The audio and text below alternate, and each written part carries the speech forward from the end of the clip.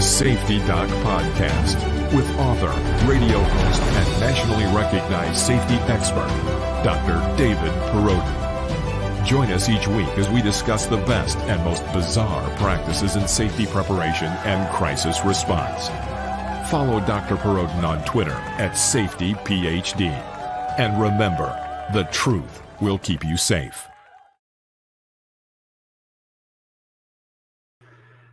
Hey everybody, it is your good friend Dr. David Perrodin from down here in the North Star Recording Studio, wishing you a very happy Monday, April 25th, 2022, where it is a brisk 38 degrees outside, which is, yes, of course, 24 degrees below normal and 40 degrees below our high temperature on Saturday. So we are in for a week of 20 to 25 degrees below normal, making this a continuation of the 50 to 60 days of record low here in southern Wisconsin for temperatures. But if you're listening to this, you're in Florida or California or Costa Rica, it's probably much warmer. Appreciate what you have. So it is the Safety Doc, and I see we have our good friend Solitude Surfer in the house. So welcome, Solitude. Appreciate you being here. And as typical the past few weeks, we have a slow start of the rest of the crew coming in. Toy Town is here and All Pro Lemonton. So look at that. I say it and they appear. So thank you. Thank you, All Pro and Toy Town. So yes, I was just mentioning that it is 38 degrees here. And like the high temperatures for the next 5 days will be like 40. So you can't, and rain. So you can't bike. So All Pro Lemonton, every time I see the biking image, right, which I love for you, but it makes me sad because I am usually, by April 25th, I am probably 4 or 5 rides, into the season already. I'm probably gearing up. I start off with about 40 miles. And, once I get maybe 6-8 weeks in, then I start increasing to where I get up to like 100 miles. But yeah, I haven't been able to do a ride yet. When I say that, like technically, I guess I could do a ride, but I'm not doing a ride in 40 degree temperature. I'm just not. So it is our good friend, Alex Patino. Hey, Alex, appreciate you being in the house. Hey, what's up? Not our temperatures. Holy smokes, man. It is cold here. So I didn't have a fire tonight, but I'm going to have one in the next couple days. And this is really weird to have fires this late in the season. I still have a little under a quart of firewood, so, it can make things work, but it's crazy. So, yeah, very unusual weather. It's just very cold. I was out today. I took in our laptop, our family laptop.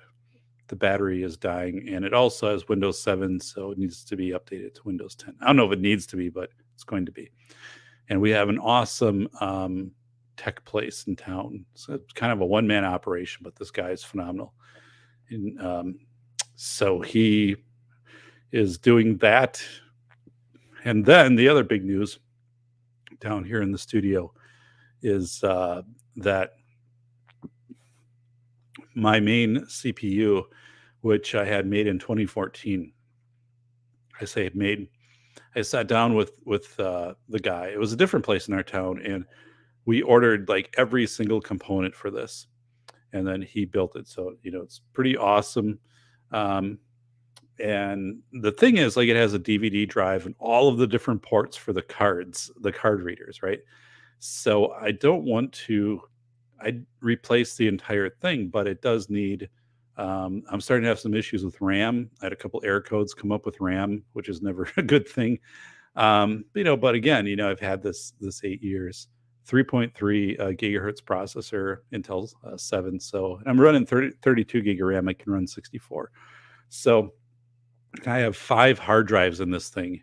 So one is solid state, which runs the operating system, but I'm going to basically have him one of the fans died also, so just upgrade the fan. We'll stay with the processor. We'll put in new RAM, and I think we'll replace all of the drives that are in there, except the existing solid state that boosts the main system. That one can probably stay. Um, and then yeah, just kind of that's an upgrade from Windows 7 to Windows 10. So I have Windows 7 Pro, so I'll go up to Windows 10, and then also thrown a new graphics card. I am running 3 monitors, which I've always done on this, but to upgrade the graphics card, so I have more RAM on the graphics card. But other than that, I don't really, um, need. I don't need a whole like complete rebuild on the system. Although I guess that is a pretty extensive rebuild.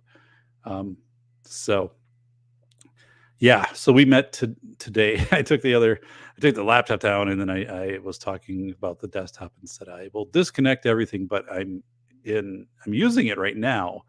And one of the things that's going on for me is my book is The Velocity of Information right here, which if you haven't bought, by golly, get in there and buy it right now off of Amazon.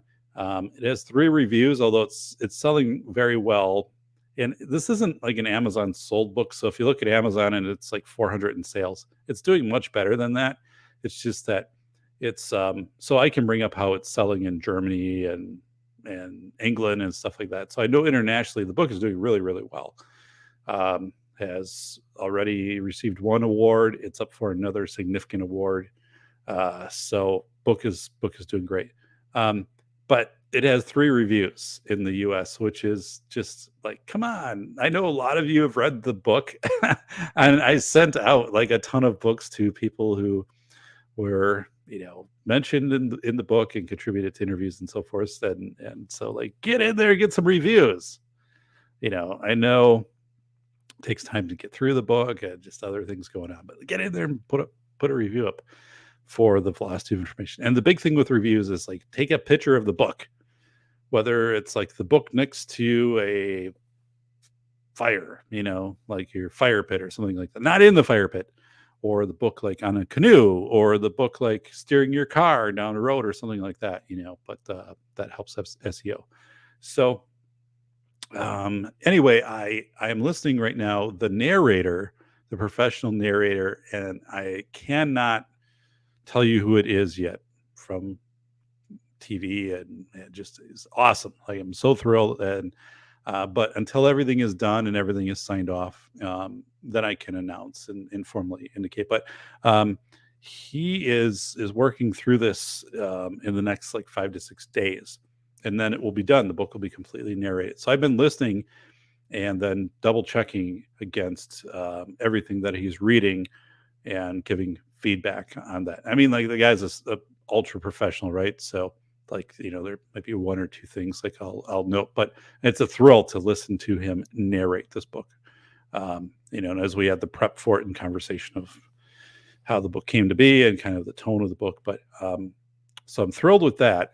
But right now I cannot take my main desktop out of commission, because if I do, I can't listen. Well, I guess I can. Like, I have my laptop, but I'd rather kind of have my main system here until that is done. And then I'm going to take the main system offline for however. The thing is, like, he'll take it, and within 2 days, he'll be able to tell me everything that needs to be done and whatever. And then he could order the parts and then whatever it takes. But then, I'm going from Windows 7 to 10, so I don't know how much I'm going to lose in software I've uploaded and just other stuff and things. So yeah, but again, I do have a nice laptop built about the same time. I already had that one updated to Windows 10, but it's not really meant to do. I don't have it set up for like podcasting. And anyway, I'm kind of like thrown off a little bit here because I delayed upgrading the PC, the guts of the PC, until I had some of these big things, like the book, right? Like, I'm not going to have the PC upgrade it while I'm writing the book and getting feedback. I need the PC and my 3 monitors, stuff like that. So now that that's done, but anyway, that's kind of what's happening for me. This is all pro Lemonton. Snow last Monday, 80 today. Weird, isn't it? Yeah, it was 80 here on Saturday, and today the high was 40, and it's lower. And we're getting an overnight be like 27, and then tomorrow be 40, next day be 40. But that 80 was a one-time off thing. So this is the coldest on record for like the 50 days trailing for like my area, which is atypical because I live in southern Wisconsin, and usually this time of year it's in the 60s pretty consistently. But so it's pretty disheartening to have it overcast and cold. You just don't want to do anything outside. There's a plus in that your lawn doesn't grow and stuff like that. Like it's all kind of postponed. But 60 today in Massachusetts, I would take a 60. So my attitude changes significantly once it warms up and it's sunny. I think I shared with you last year, I have my lawn chair, which I ordered for sitting out on my driveway, and I did that last year in summer. So whatever, at the end of the day, like 6, 7 o'clock, a couple hours of sunlight left, I'd sit out there, and I loved it. Absolutely loved it. Just hanging out on my driveway in my lawn chair. Like I'm up by my house. I'm not like by the road. But just to have the sun kind of soak it in and just chill it out. So I did that a little bit on Saturday, but it's our good friend Robert Ribbit Harrison, who loves zero weight oil, and I don't blame him because it's awesome. So yeah, I run zero weight oil in my one vehicle. It requires it. The other is 5 weight, but it is all Mobil 1 synthetic, which to me is awesome. I'm a big believer in frequent oil changes and Mobil 1 full synthetic for the life of the vehicle. And we always buy new vehicles. Not when I say that, don't take that out of context. It's not like, oh, Doc is always buying a new vehicle. No, we buy a vehicle for keep it for 15, 17 years, but I buy it new because I do not trust how it was taken care of before. So I would rather buy something new where I know how it's been treated, right, than to buy something, even if it's low mileage, unless I really, really am sure of the history. So yeah, welcome. And things are going well here. Like I said, both of my books, The Velocity of Information, is being narrated right now professionally. So the strange part of this book is that it will be completely narrated, and I will have it up on Findaway Voices in the next month, right? And the companion document I'm building out, which is really awesome, that goes with it. But you cannot buy this book until April 3rd, 2023, by contract of my publisher. So, so it's a weird thing. It's just a strange quirk with that book, because it had to be 1 year beyond the print release. So, School of Airs, by the way, is out right now. It has 49 reviews. If you want to be the 50th review, you'll be my hero. It's been at 49 for way too long. But anyway, this book is coming out in paperback July 15th. So if you don't want to spend the $30 to get it, you can spend 22 and get it in paperback. This will be an audio narrated by me. So I completed narrating this a week or two ago. And now the sound engineer, who I saw today, actually is just finishing out the files. And as soon as he's done with that, I'll have all of them uploaded, and then so really, I'm probably going to time this for like July 15th, just so it releases at the same time the delayed paperback does. It kind of, I guess, makes sense to me that they come out at the same time. So yes, it's narrated by me. Now, with the caveat, I'm not a professional narrator. My sound engineer is awesome, so he makes this sound terrific. And there's a lot of my energy and passion in the narration of this book. I had a great time doing it. I learned a lot, but it is not, so I have that. And then Velocity of Information, which is professionally narrated by an actor who's on TV. You're like, oh my God, I listened to the two and I'm like, holy smokes. He's incredible, right? But you will receive the pricing difference. The pricing on the Velocity or on School of Airs that I narrated will be very low and accessible, because again, I'm not a professional narrator and I'm not going to charge you a premium for that. So, and I think it's going to be fun for you to listen to Doc. I mean, that's a first person book where I'm just speaking to you. Velocity of Information really needed a professional, established professional narrator because, 10 people entrusted me to their interviews. Larry Lawton, Linda Stone, Robert Travis, Aaron Sawyer, so on. That I needed to find somebody who would be able to manage the different voices and the different dialogue, not necessarily like adapting the voices, emulating the style of the presentation of these people. So, and he's done a lights out job. So, but yeah, School of Errors is going to be, it's unique because it's in my voice and it's kind of this like persistent rage, but I think you're going to like it. If you know me, like you're going to like it. So it's a punchy book and it's a punchy narration. Good evening, gentlemen and ladies. This is our good friend Sass One Too Many, our Cannonball Run friend. So, yes, Sass, hey, buddy. Welcome, welcome, welcome, former guest on the show. So this is episode 179, by the way. We will get into it. I don't have Juan Browne as a guest tonight, although Juan and I have been in communication. I sent him the book where I interviewed him and have a picture of Juan. And he's going to write a review, so he's happy. This is titled tonight we're going to talk about Juan Browne, the Orville Dam, and Citizen as Journalist, which was, again, part of the Velocity of Information. We'll get into that in a little bit. So, but yes, it is our good friend, the Bacon here, Bacon from Inglewood. Thank you, Bacon. Hey, buddy, how's it going? Hope all is well. Just left a conversation about gun control. Take a while to guess how I took that. So, yeah, one of the things I was talking about School of Errors recently, and I said, what makes the book unique? One of the things that makes the book unique is the book is not about Second Amendment and about gun control, right? So, that was very important when I took on the topic of school safety, was to not write a book about 2A and gun control, because I think there are greater overarching areas of school safety, right? That anybody can be a school safety vendor and come into a school and say, hey, like, you have $250,000 from the state to spend on safety stuff. Well, here's some bollards and here's some new cameras, stuff like that.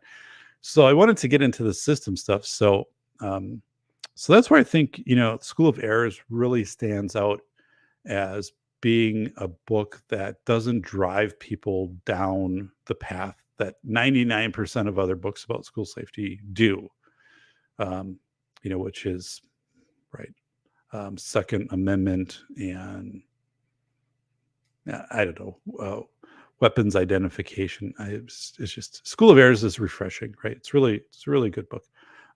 This is G23. Hey, buddy, it's Ed. He's giving a shout out to her from Robert Ribbit Harrison, who is a big fan of Mobile One, or no oil at all, just running no oil, air filter, just let it go. So, which works for a while until it doesn't. It's our good friend Andrew. How do you get the girls? Andrew, I would say you dress well and you don't have to spend a lot of money. So I had a friend in college who always wore, this was interesting, his name is Tony. Tony always wore a suit to class, always. And he bought his suits at Goodwill or Bethesda or whatever, like our equivalent to Goodwill at the college was. So he'd pay like $10 total. If it was that, it might have been less. And he always wore a suit to class. I don't think he ever got these things dry cleaned. He probably like wore them, and then eventually moved on to another one.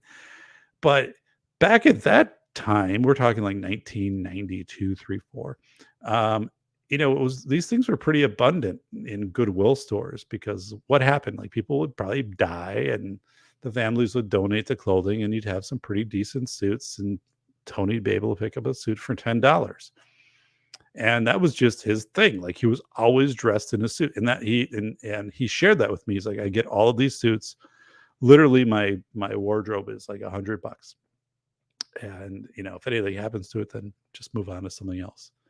So you can do that game off of eBay, but then the whole sizing thing gets a little iffy. But we have a a big Goodwill, a newer Goodwill where I live. And actually, this sport coat is from that Goodwill.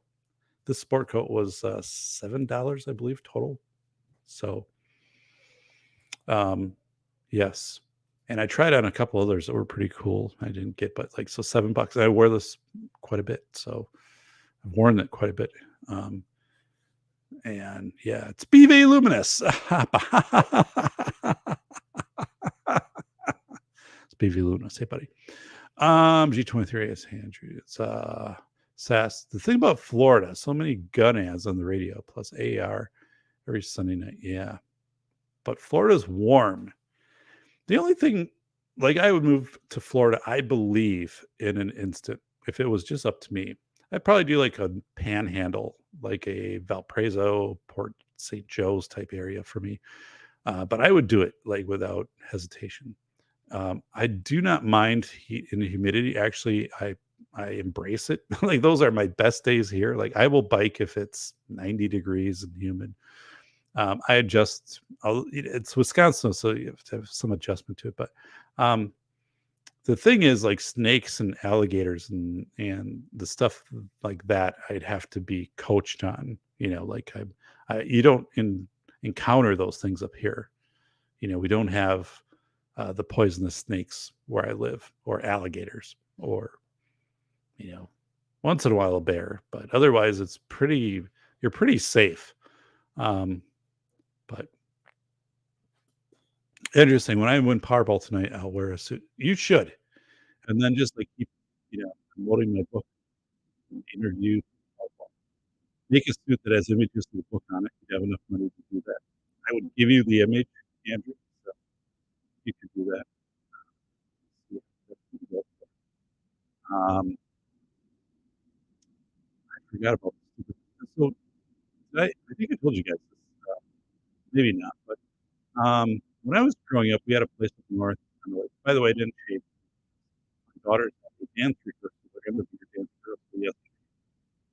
And in order to, like, conserve bathroom, we have 2 bathrooms in the house, but I don't really have my shaving set up in the second bathroom. So I wanted to give them the bathroom priority.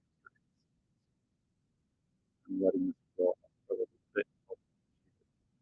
But, when I was growing up, we had a place up north, small place, and right next to us, literally like 300 feet away, was family from Illinois. They won while we were up there. They won the Illinois lottery at that time. It was audio was breaking up. Oh, audio is low and fading in and out. Audio. Okay, I can hear my own audio. I'm doing a live. Sorry about that. I'm hearing what you're hearing, and it sounds okay. Let me do gain. Is that better? Better for all of you? I should be doing pretty good here. The audio is breaking up. Right. Is it better? Okay. Audio is low. How about now? I just have to gain a little bit. Drop the mic a little bit closer. Could be internet. I'm cutting in and out. That's weird. I mean, I can hear it through my loop here, so I'm okay. So it must be something going on with the internet. Which who knows these days. So I'm sorry about that, guys. Hang in there. No, I'm not stressing out the Windows 7 machine. This is what it's always done. So yeah, the feedback that I am getting is good through the headphones. So yeah, the drag that I'm taking here looks good. So hang with me. I'm guessing it's just a minute. And I did turn the gain up a little bit, so it's tin sounding. I don't know, man. Did it just start that way? Did we come out okay? Let me do this. Let me break from this and let me play like a 30-second commercials and just tell me like if that's tinny. I don't know if it's kind of mic related or not. So hang in there, guys, and let's do this. I'm right here. I'll be right back. As chaos erupts, torrents of conflicting yet urgent messages gush from media outlets. What is the magnitude of the incident, and what should people do to protect themselves? Dr. David P. Perodin teaches you how to prevent mental burnout by observing indicators and building a robust member check network. Reporter James David Dixon of the Detroit News proclaims, the velocity of information will empower its readers. Drawing on current events, history, interviews, and scholarship, the velocity of information is an education in the way people react and adapt to change in this fast-spinning world. Never has it been more important to sift facts and stories for truth and meaning. There are teachable moments on every page. Buy The Velocity of Information, Human Thinking During Chaotic Times. Available from your favorite bookstore or online retailer. Okay, I am back. Anything different here on the mic? So the commercial was fine. Yeah. And this is the same mic. I mean, it's the same settings I've been using. So if everything goes to hell, I can probably throw on my headset. But yeah, hopefully this is a little bit better. So sorry about that. Okay, good. Okay. I don't know. Just a weird thing. So I have priority here. Like I have the direct feed into the internet from where I'm at. And then everybody else has the router, which is up to my right, mounted toward the ceiling. But like I get priority on everything. So I don't know what's going on. But we have like a hub outside in my backyard that serves our neighborhood. And I can kind of monitor, like we have neighbors who will download, like 100 movies at a time and just kill our internet. So it's just I think that's what happens. Yeah, I don't know where it was really. It could be StreamYard too. Wisconsin internet is best is internet. I don't know about that. My internet cable runs so damn close to the surface that if I dethatch my lawn, it'll cut the cable, and then they run the cable over the lawn. Like, why don't you put it down like 2 feet instead of putting it 1 inch below the surface for 100 feet? Like, it's just crazy. So I'm having, I don't know if you guys have seen this, but so if you look at a house and there's like stone out in front of it, like, rock, stuff like that, there's the plastic edging, right, that goes between that and the grass. Well, I did that. I still have the original diagram of like how I put all this together like 20 years ago when we moved here, but the squirrels are eating up the plastic, so it's pretty much gone. And I'm having it replaced with concrete curbing. So it's architecture curbing, which will go around, and it should look really nice when it's all in, and it will keep the stones from coming out into the yard and stuff like that. It's not cheap. It's really expensive, by the way. And thankfully I had it quoted out last year, and the service that's doing it, the guy said he increased his prices by like 60%, but he's like, since I quoted you out and I couldn't do it at the end of last year, like I'll give you the same price. So that is being done June 14th, I believe, at our house. So I don't know where I was really going with that, but anyway, it's going to be pretty cool to have that going around the house. And it adds value. Like if we ever sell, which I'd like to go to Florida.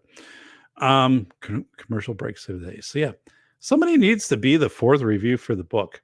I mean, the book is doing well. The book has strong library sales, strong international sales. Like half the sales of my book now are international, which is it's amazing. At the same time, it doesn't surprise me because my publishing house has their main branch is London, their second is Maryland. So why, so I'm not surprised at all with that, but I'm like, come on, somebody be the fourth review for God's sakes, or get a hold of me and I'll get you, a review edition, and get out there and be the fourth review. It's just really weird. Like, I'm like, come on. So, but yeah, this is from Andrew. Tennessee has awful internet. It's a miracle I'm still online. Do not move here, Lives. So, oh my goodness. I had thought about Tennessee also. I have a friend who lives in Tennessee who played in the NFL, and I actually need to get a hold of him here in the next couple of weeks because I want to have him on the show. And he's agreed to it.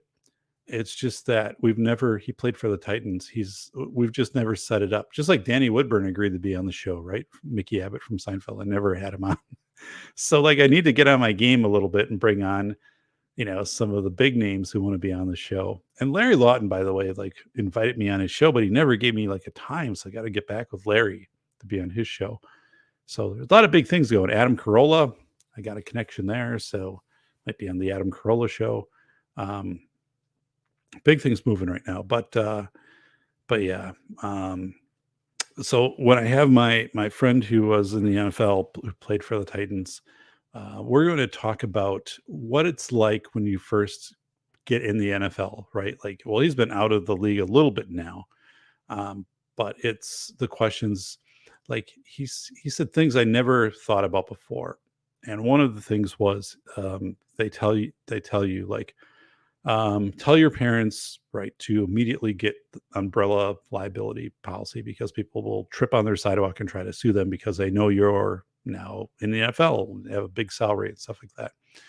And these things of where if people come up to you and say, "Hey, like I want my picture taken with you," like there are certain behaviors like you need to do to, and because like if they take their picture with you and then they put it like in a calendar that they're selling or something for like whatever, it's weird. So there's certain ways that they right away teach you of behavior, what you should anticipate, and then how to respond to that. And then I had a number of friends who were in the NFL when I was in my early 20s, like a lot of friends, and they always had a number that they would call, like if they're out at a party or something and they aren't going to drive home or whatever, they feel whatever, like they need an out. You just call this number and somebody comes to it, right? So we're going to kind of talk about that system of safety. Like you go from college, and it's a little different today, right? Because like these college athletes have a name, image, like this.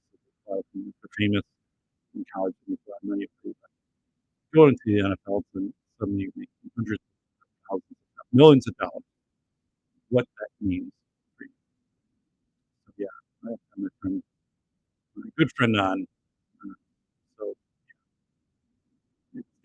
isn't it kind of crazy though? Like I know when I was sending out my books to people, I had a weird moment with the at the post office because the clerk who was processing all this looked at me, and I'm sending books out, and I have a number of friends who are celebrities, and I don't say that to brag because I'm not a celebrity, and by having friends who are celebrities, I'm just their friend, right? I'm not gaining anything or trying to like play off their celebrity status for my benefit, right? But I do have a lot of friends who are celebrities, and so as I'm mailing these out, like I'm mailing these to some of their postal addresses, but others just did their authentic address.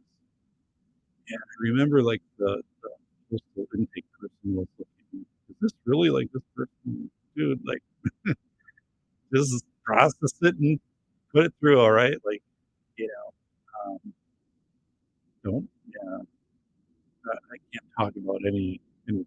One book in there, right? But yes, this is authentically going to who you think it's going to. This label.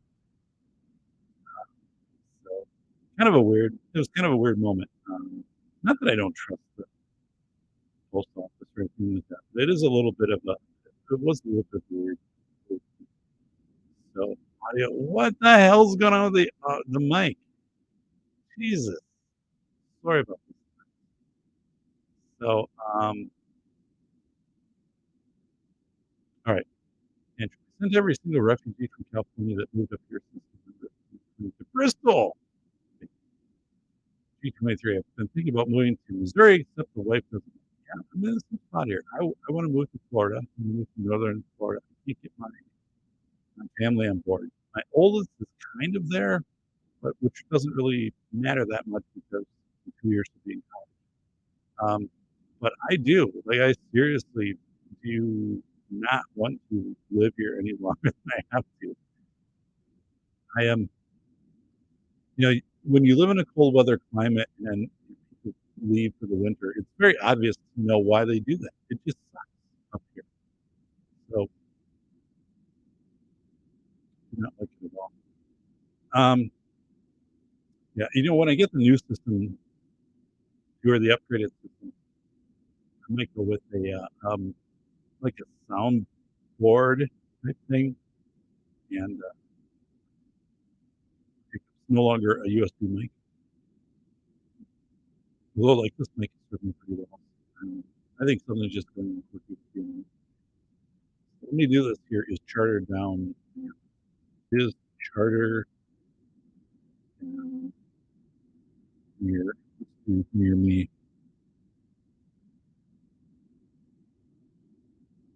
See what uh, kind of. Not real bad, but some people in my area indicated that it's having issues with it. So yeah. So there is some stuff going on with charter for it right now. It's like one of those things. It's CNT. CNT, you know what? CNT is a good friend, good guy. By the way, there needs to be something in the background produced by CNT facility. CNT later the big gap underneath the blue moon, which is the record, which I could move to the other side. But there needs to be something back there from CNT, something safety back there. By the way, CNT, you don't have to like build it and then here it is. You can just conceptual idea. Something should be back there. Like some safety. Although, I use this background for other interviews and other stuff. I don't know if I want to hide too much of this, but there needs to be something back there. There's too much of a space. So, still this whole wall over here. I've been contemplating buying these things that look like windows to like bright, sunny outside. They have them at Bath and Beyond. But they sell those commercially, and I've thought about doing that because I don't have any windows. So as I would look forward, I would have that. I could do that on the ceiling, although I'm not as good about that. But I could do it in back, which might be kind of a neat thing, right? To have where it looks like there's a window in back and you're looking out on a prairie or something like that in complete daylight. So I got to think this out a little bit and see what's up there. In March, this is Andrea. In March and April 2021, Virginia shut down 40 feet across the street. Crazy. Crazy. Hey, CNT. CNT is a good guy. And CNT, I bet you'd be you could be the fourth review, CNT, for the velocity of information here. I don't have a tagline for this. Like, School of Errors was always the most honest book written about the $3 billion school safety industry. I don't have a tagline yet. Although I'll tell you, like, the feedback has been phenomenal. People read this book, big. They'll come up with something, but velocity or CNT, you could be the person who leaves the fourth review. Now the thing is, like, put a picture of the book up there too. So, but yeah, you could be the fourth review on Amazon. Book is not primarily marketed through Amazon. That's the thing. So the sales are really strong, but it's mostly coming out of Europe, and it's also heavy into library stuff, right? So it just is kind of weird because I wrote through poetry. When you look at the Amazon stuff, Amazon audio fitting up. What the hell? All right. Let me. I don't know what I can do here on the. I'm getting a drag off of the audio, which seems to be okay. So, all right. Anyway, sorry about this guy. I think it's a one-off. I think there's something in the connection because, like I said, I just brought up charter and they're having issues in this area.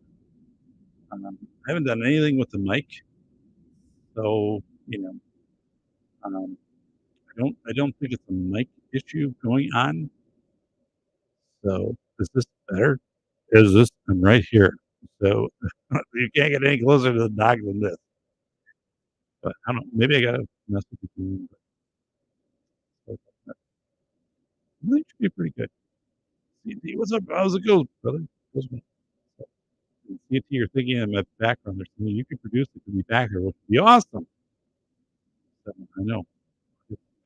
I just asked. I don't have the tech skills that you have, but I think it's coming in and out. What the hell? Maybe moving it closer. Audio. Is this help? Video Jim post. Be in for a surprise. Does sound like an odd filter effect. Well, I really don't have a filter effect on this. So I'm not running this through any. So I get what you're saying, Zip. Thank you. I don't know what's happening here. So let me check all my stuff right now. Is that better? Go right there. Stuff a little louder. A little louder. A little better. Sibilance. Right, switch that. Don't tell anyone; it will ruin your rep. Oh God. I'm yeah, I think this battleship is taking the hits. Oh yes, Andrew. Probably won't do that. Clap your hands, reach forward. Yes. Right. Cameron, they're running. I'm not running OBS. I'm running StreamYard. This could be a StreamYard issue. StreamYard could be crap in that. Sounds like a YouTube issue because YouTube can't. I think it's the stream. It could be StreamYard. So just check. I mean, everything seems to be good audio here. Um, testing one. Yeah. Through audio installations not. What the hell that is? That automatically adjusts. Um, that sucks. I'm sorry. I'm sorry. When you speak quietly, most words do not come through. That is, I have my gain is up here. So this is really weird, guys. I'm sorry about this. I mean, I'm literally like I'm eat this microphone like an hamburger eating hamburger. So one out of every 5 words is off. So broadcast is brought to you by the world. All right. Well, just give me a second here to try something. So Guns of Barbecue. Buddy, you need to leave a review for both of my books in the next 24 hours to bring you super good luck. Both books, Blue Bears and Philosophy of Life. Both books, 24 hours. Right. Hang on, guys. I'm gonna try some. Hopefully, this won't miss the show.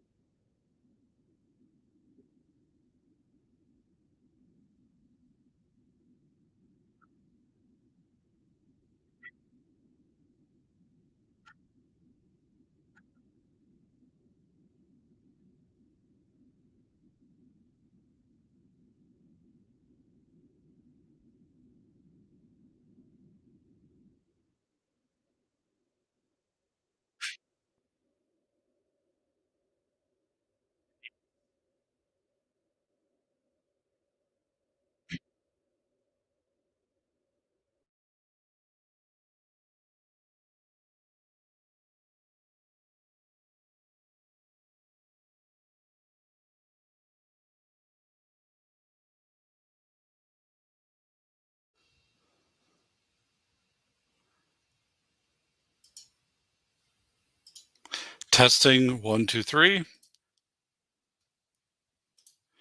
All right. Hey, everybody. I am running the. All right. Hey, everybody. Are you here? Breaking out the Logitech. Okay.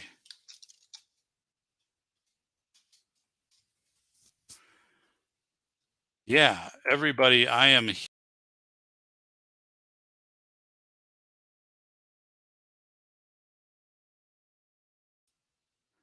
okay. I don't know why my audio is not coming back. Hang in there. Um, settings, audio, audio, audio.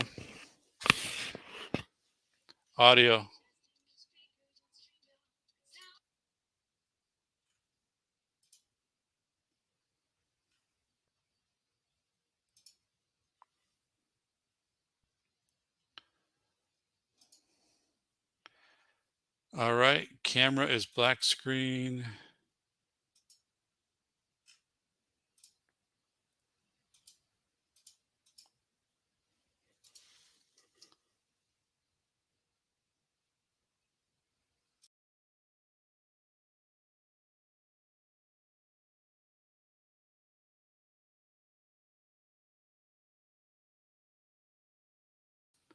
All right, are we back? Can you hear me? Are we good here? Let me know. Give me some feedback.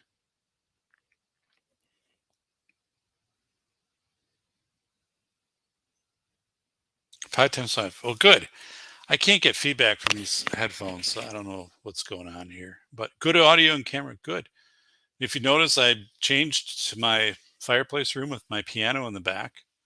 So thank you, Cameron Sanchez. So yeah, I don't know what's going on here. So I'm going to retire these bad boys. My mic, who let me down for the first time. Boo! That sucks, man. So I gotta get a feed through my headset here. So let me figure that out real quick here. Settings, audio, Logitech headset, yes. Okay.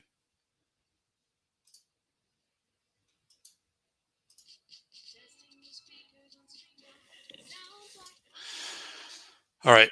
Well, if everything is going good here, guys, then I'll just keep it going. Yeah, I can't hear myself through the speakers, so that kind of sucks. I don't know why. I do I have a I don't know why. I don't know why. But if you can hear me, doesn't matter. So, all right, just change the background. So it's kind of doing weird things here with my body. So hang in there, guys. I kind of like this background, but um, what the hell? Virtual background. What do I have in here? I have a brick wall waterfall. So, and I have this thing. So I don't know. Maybe this is what we'll have today. We're gonna change things up. Audio. God, I should be able to hear this through my headset, but I can't. So that sucks. So playback devices. Speakers, Logitech. Yeah, that's my headset, right? NVIDIA. Speakers. I'm not going to mess with this too much. This all could go straight to hell if I don't watch what I'm doing here. All right, well, I guess it is what it is. If you can hear me, we're all good. 5 by 5 sounds good. Doc teleported to his, yeah, one of my backgrounds here. So audio is good, no video. So we're back. Bacon, you're running on my schedule. Only problem is I have that requires me to be there early morning.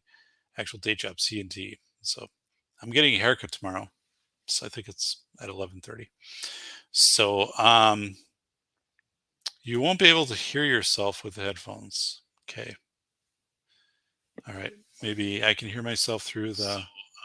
Yeah, I can hear myself. Yeah. Now I know what I have to do now. I'd have to throw your which actually, let me do that. Earbuds. God's sakes, I'm going old school processes here. So if I hook in here, I put my earbuds in, hang on.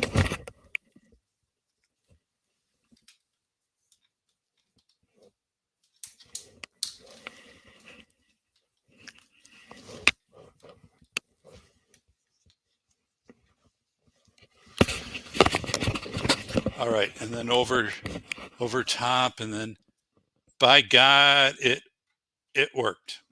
So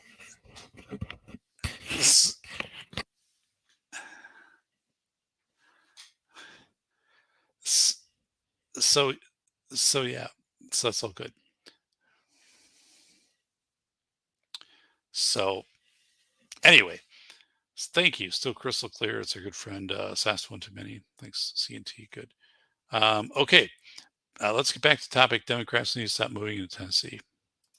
So, yeah, and Wisconsin. So this isn't working nearly as well as I thought it was. All right, guys, I promise, I'm going to be Billy Mays here, selling you a Wombit to clean your car. I do have a good show. I'll get into it as soon as I put all the stuff away.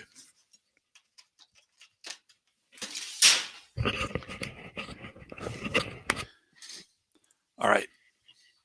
So I'm back. And here we go. Let's get on topic. You're darn right. Okay, so today's show is Juan Browne and Orville Dam as citizen as journalists. Now, I wrote about this in the Velocity of Information, the Velocity of Information, Human Thinking During Chaotic Times. This book right here, which only has 3 reviews. You need to be the 4th. Look at this. The damn thing is invisible right now. So you got to go right up here. There we go. So you're like, why would I buy a book? Well, because it has invisibility properties. And I realize that wearing blue isn't benefiting me right now with the whole blue screen type background. But anyway, I would like to live in a house that had that kind of back going to it. I remember the days I could hear myself talking during podcasts was not fun. I'm fine with the sensor to check my voice. Yeah. I don't know if this happens again, it could represent a pretty significant issue, but I am looking at maybe going with like a soundboard and like an XL mic type setup, not really a USB at some point. So, and anyway, but let's talk about this. Let's talk about Juan. So yeah, Juan is about to do a major Orville Dam update. So right, Juan Browne is a commercial airline pilot, and he also has a private pilot's license. So he's been flying for longer than he's been driving. And in 2017, the Orville Dam, which is the tallest dam in the United States, it's north of Sacramento, to give you an idea of Northern California. So if the Orville Dam was to fail, basically you would flood Sacramento, with 5 feet of water. So that's the significance of the Orville Dam, providing water downstream to the Sacramento area. So Juan lives near the Orville Dam, and in 2017, as water was being released through the main spillway, which is made of concrete, just think of it as like 10 lanes of highway, right, that just slope down. About halfway down, the concrete just gave way, and suddenly it starts to erode backwards toward the spill gates. And if that would have kept going, right, it would have compromised the spill gates, and the whole structure would have collapsed, and big disaster. So what they did is they closed the spill gates, and the water kept rising. Now there is a power plant, a small power plant at the bottom of the dam, but the power plant couldn't pass enough water to keep up with how fast the reservoir was increasing in height, right? So eventually the reservoir went over the secondary spillway, which was basically just, land, right? and the thought was they'd never have to use this, so they didn't never put a lot of effort into it. And it went over that. It did quite a bit of erosion, but it started to erode back toward that secondary spillway. And the problem is, right, if you erode all the way back to it, that would collapse all the water, come out of the reservoir. So what I want to talk about today is I wrote specifically about Juan. I interviewed Juan, and I interviewed Juan with the intent of, he is the citizen as journalist, right? He became the voice of the Oroville Dam during the 2017 Orville Dam crisis. So the dam itself wasn't at risk of collapsing. It was the spillway and the secondary spillway, which would have been the equivalent, though, of the dam collapsing. If those would have collapsed, the reservoir would have drained. So this is it's very interesting right now to look at this dichotomy, because the Orville Reservoir is like at almost a record low right now. So it's not even anywhere close. I don't think they can even drain water or draw water from it to power the plant, the Hyatt plant there. I don't think they can do it because it's so low. So if you look at it today, you would never think of how this thing back 5 years ago was at risk of possibly overflowing, eroding backwards, collapsing, and then flooding out Sacramento. So here's the deal. Let me read it through the blog post that I already have put up. It's in the show description. Let's go through it right now. So in 2017, America's tallest dam complex had partially but catastrophically failed. The Orville Dam, located in Northern California, left operators scrambling to figure out how to manage a main spillway failure. Remember, just think of it like as a 10-lane concrete highway that the water would flow down then into the Feather River. And halfway through, it just like collapses. So remember those tense days when America was riveted to the nightly news for the latest updates? Remember the engineers who calculated that Sacramento, which is in a geological basin. So Sacramento, California is actually in a bowl. Like if you look at it from a geographic standpoint, like it's in a bowl, it's in a basin. Remember when Sacramento will be hip deep in water if the Orville complex collapsed? The thing is, this didn't make the nightly news. At least nothing. I'm going to have it over here on the screen. So you're like, why is Doc looking over there? At least nothing more than 5 seconds of video and another 10 seconds of narrative. But that didn't mean Americans, Californians, and people near Oroville didn't have questions. They had a lot of questions. In fact, people around the world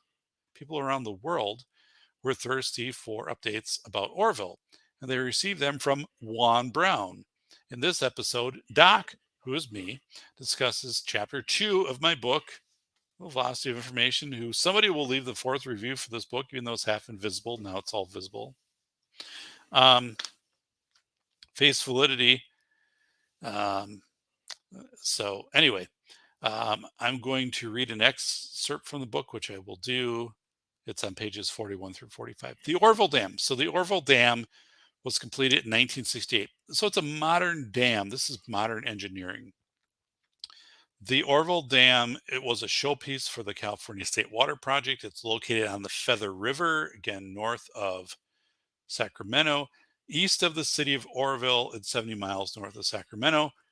It's earthen embankment dam. It was used for flood control, water storage, and hydroelectric power generation. So the dam itself worked fine in this embankment, this dam complex. This dam complex worked fine. Next to the dam is the spillway, and next to the spillway is the secondary spillway, which is basically just a hill that the water would flow over.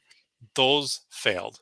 And if those fail and collapse, then the water just drains out there instead of through the dam, right? So you're talking like a major event here. So in 2017, let's go back to this. February 8th, 2017, during a routine water release. So the water was coming up. It was pretty high. They released the water down like this 10-lane highway, which is typical. They've done this for years. But it suddenly, halfway through, they start to see like this real weird water, this pattern in the water, and they realize something's wrong with the spillway. So they stop it, and the spillway has collapsed. It's eroded like halfway down. And ultimately, like they find out like it's been eroding for years. They didn't detect this, and some failures in the design and whatever. But anyway, like everything looked fine until that day, right? You didn't really notice it until you're releasing water, and then it just wipes out the middle part of the spillway. So again, this dam, the 770-foot dam, that they've got issues. So the dam is over here, and then the spillway is right next to it. But if the spillway, you can't release water, then there's a secondary spillway, which was basically just a hill. It was never really meant again to be used. If that fails, then the water comes over the top of the dam. So I mean, like, all these are really bad scenarios. So you never had a scenario imagined in reality where the main spillway would fail, where you wouldn't be able to use that. So anyway, this was making the news. Juan lives up there. He's like, what's going on? It's getting a couple, 15 seconds on the news. Oh, the Orville Dam, and there are pictures of like significant damage to the spillway. So he's like, I'm going to find out what's going on. He gets up in his airplane, his Luscombe airplane from 1946, right? He's flying around taking video of this. He's like, holy smokes, like, here's what's going on. I can see, observe this. And he posts this to YouTube. It's like a 5-minute video, and it takes off. So let me read this. Juan Browne's first video of the dam. So the purpose of doing this is everybody going to journalists and major media to find out what's going on. And, we're in the age of social media and YouTube and things. And you can find people who are authentic truth brokers. It takes a little bit of time to do it, but you can find the people who do that and tell you what's going on in certain areas. Juan Browne was that person for Oroville, California, right? To tell them what was authentically going on, what he was observing. And then he was following inflow, outflow data and stuff like that of the reservoir and sharing that out. But Juan's first video. So here, just one day prior to the incident on February 10th. So again, you have two things that happen. One is this main spillway fails in the middle of it. They have to shut it down. The water rises, and then the water goes over the secondary spillway, which then starts to erode pretty rapidly, which is a big, big problem, because then it's like, if the water erodes all the way back, spillway will collapse, water will go down. Just one day prior to the incident, February 10th, Browne made his first video about the dam, fearing that the government would soon restrict airflow over the site. Browne, a commercial pilot for American Airlines, got into his 1946 Luscombe 8A single-engine plane to offer the world the rarest of bird's-eye view. Browne used a GoPro Hero 5 camera to shoot the video. He added narration and published it to his YouTube channel, which is at Blanco Lirio. So if you're not following Juan right now, get in here. I'm going to post it on YouTube. Blanco Lirio. So he talks about all things from dam disasters to when Kobe Bryant's helicopter crashed, analyzing that. So I just posted that for you. That's his channel. The video immediately went viral. It has since amassed more than 500,000 views. In the 5-minute, 10-second video, Browne showed a command of the scene, the situation, and the possible consequences of the dam's failure. The view from 3,000 feet is intimate and dramatic, with no other planes in the sky and no people at the site, and rarity of the vantage is apparent. One gets the feeling of being led on a backstage tour throughout. Browne's tone is even, informative. He's never breathless or excited. That's the big concern going forward. How much erosion are we going to get? Browne says at one point, summarizing the fears of his neighbors who are watching. So again, he is helping them out. He is going up and telling the people around Oroville and the people downstream, the people in Sacramento, here's what I see. And it's not only that, he gets on-site privileges to meet with the people who are rebuilding this dam. So this is pretty interesting stuff. I wrote about this again in the book. When he appeared at state informational meetings, so he would go to state meetings where the Bureau of Water, right, would talk about what's going on with the dam. People would question the engineers, and they'd say, but we want to hear what Juan has to say, because he's up there, he's flown over this, he's meeting with people. So then Juan would also say, here's what I see, right? And he never did it in an undermining type of way, but he did it. He was an honest broker. And one time a reporter came up there, which I wrote about in my book, and the reporter would not have been granted on-site access without Juan, because they trusted Juan, the workers trusted Juan, and Juan trusted this reporter. So pretty interesting stuff. So one of the things Juan said so Juan kept covering this like almost on a daily basis until it was resolved. Like the water went down. Eventually, they decided to run water over this damaged spillway, and it didn't erode back further. But it was like this multi-billion-dollar repair, and he was up there for all of that. Um, but he said, people want. There's a huge void or a huge market for just the facts. This is what Juan said. People really respond to that, and it seems to be lacking in today's modern infotainment industry. They just wanted the facts. So I have three lessons from Juan. Three lessons. The first one: see it for yourself. So he lived nearby, right? So he flew over this. So right, he has his private plane, but he also drove up there. He's talking to people. He's checking it out from across the way. He's visually checking out what's happening. See it for yourself. You have not. Number two, you have not because you asked not. So you have to have some initiative, right? Go out there and try to figure out what's happening with this complex, right? Go and ask people, do some research, um, but put yourself in a position where you can learn about it instead of trying to like just find everything out from your couch. Number three, be curious but not cunning. This was an important part with Juan. He, whenever he was interviewing people, whenever he was gathering information from people who worked at the dam, they trusted him. They knew he wasn't going to go back and spin some YouTube video of saying, "Oh, like they said this and it's not accurate," or if somebody said something and it was a foible, a mistake, right? That he wouldn't emphasize that.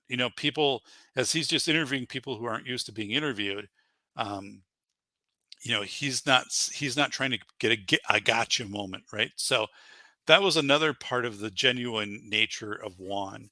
And so you can go back, and encourage you to subscribe to Juan's channel. Very entertaining. But also, when the Kobe Bryant helicopter crash happened, Juan had a series on that. And again, he's not speculating. He's talking about his perspective as a pilot, and then also when the NTSB report came out of interpreting that for everybody.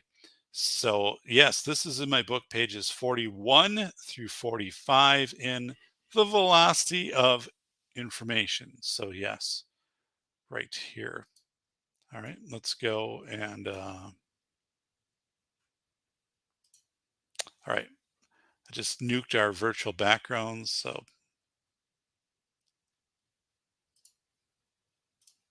here we go. Yeah, Juan Browne. Let me get the picture of Juan, by the way. So, Juan, one of the reasons I had the picture of Juan in here and not everybody else that I interviewed was, so this is the picture of Juan Browne, but he's right there as they're reconstructing that spillway. So it's a multi-billion-dollar spillway. That's where like 10 lanes of highway basically going down to the Feather River from the reservoir. So that had, faltered halfway down. So the deal here is, though, with the photo is showing how close Juan was able to get to the action, right? As a citizen.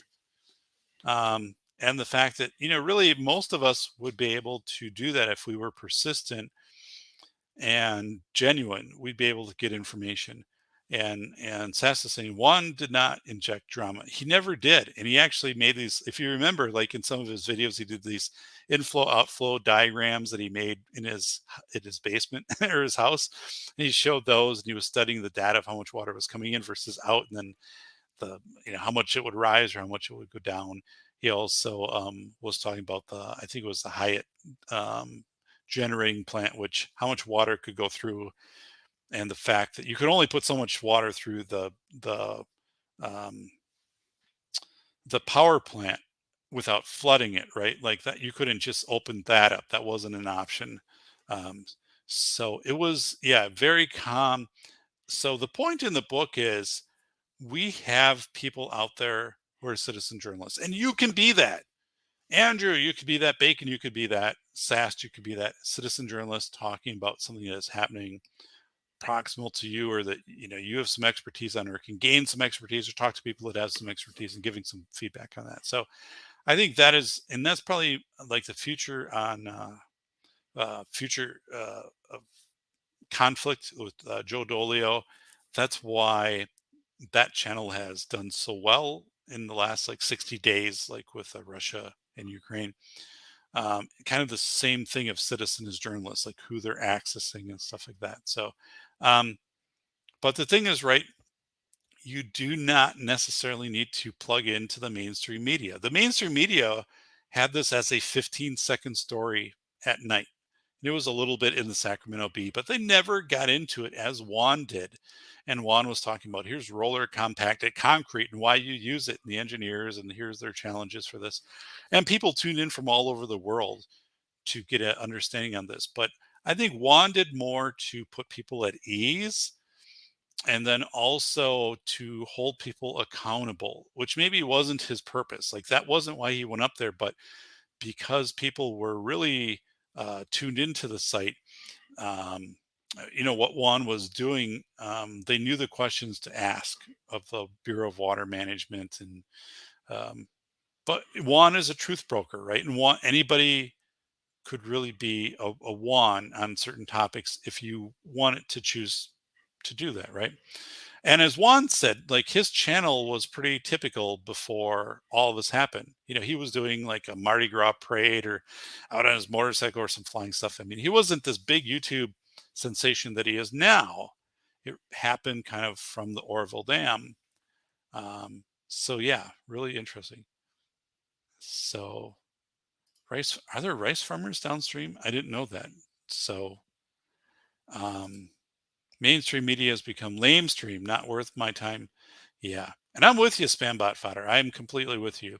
And then, again, that was the reason why I wrote about Juan Browne. He wasn't getting compensated by anybody, right?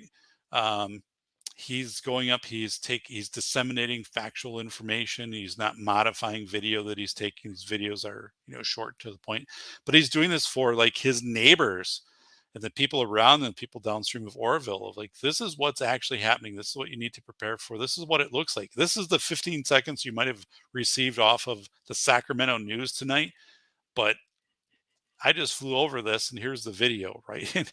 And you can see for yourself, like, here's whatever, and make your decisions. But you need to get to these meetings also that are including the engineers and the rebuild, because right, what happens? How much time would you have to evacuate? How high would the water be at different points downstream?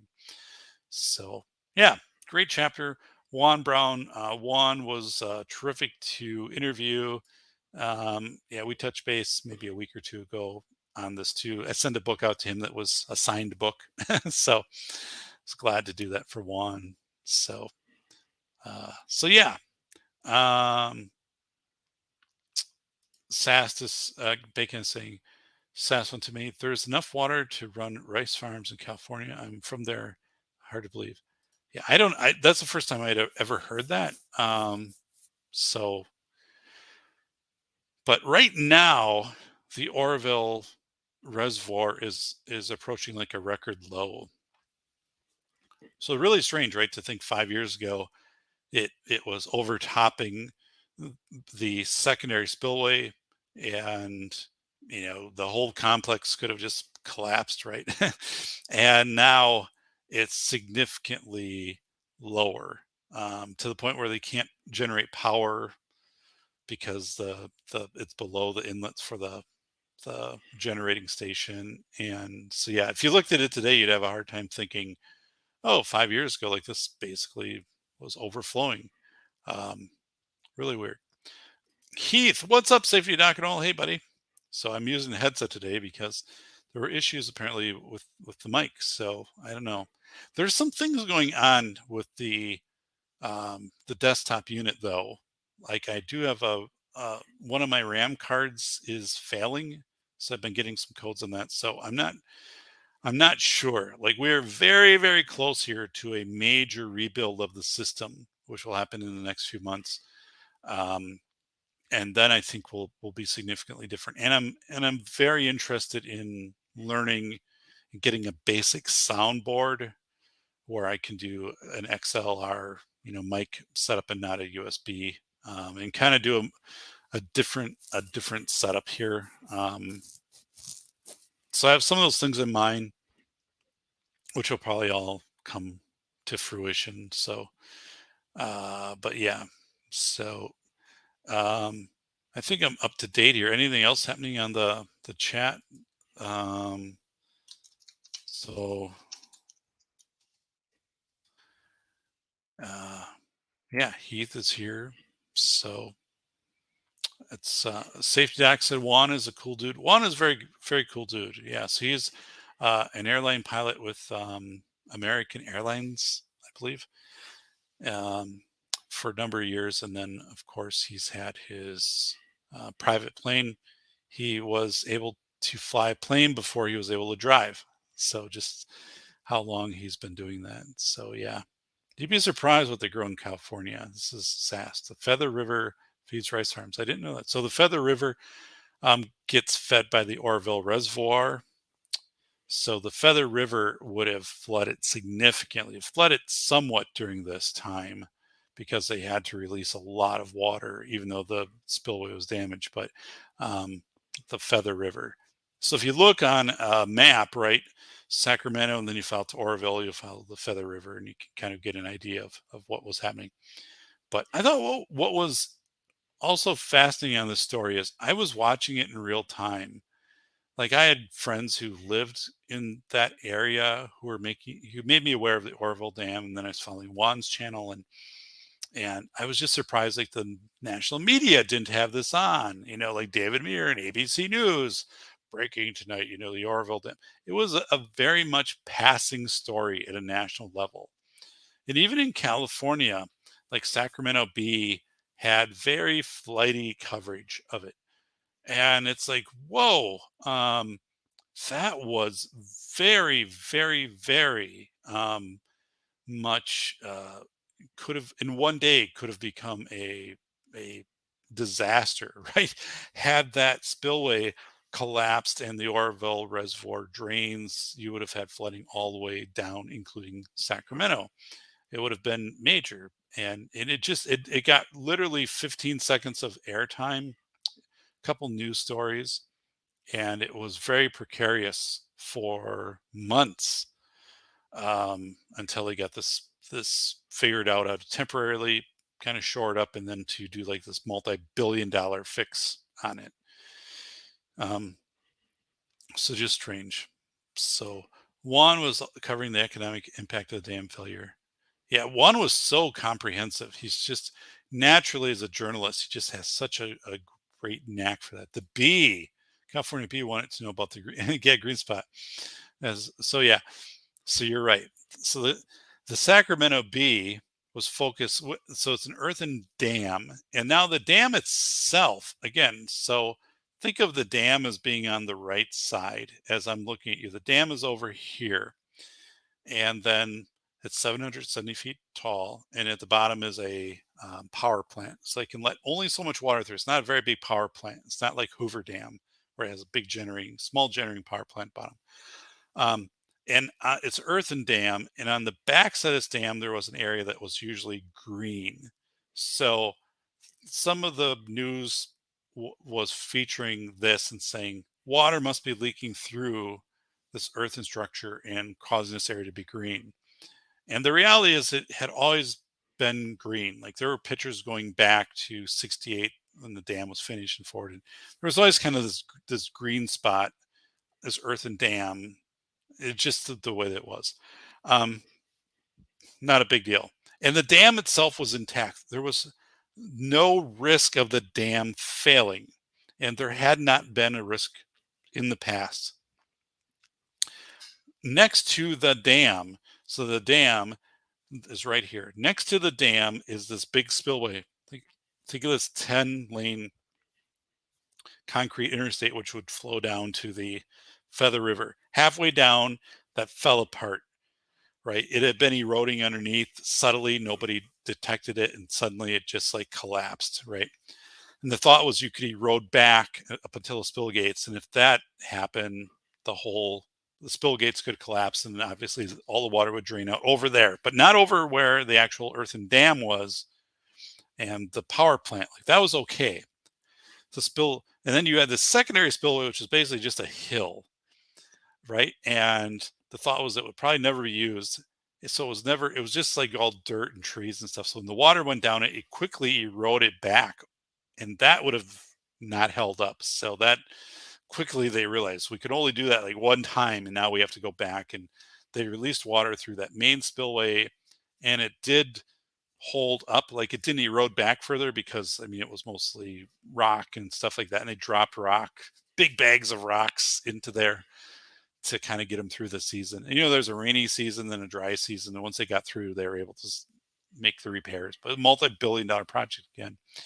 But yeah, the whole focus of you say the Sacramento Bee, and some of the media that came up was they just came and looked at the dam, and they looked at this green spot on the back of the dam. They said, they came to the conclusion that water must be seeping through the dam, and the dam's going to fail. But the dam was never the issue, and that had always been, historical pictures, and also like it's always been that way.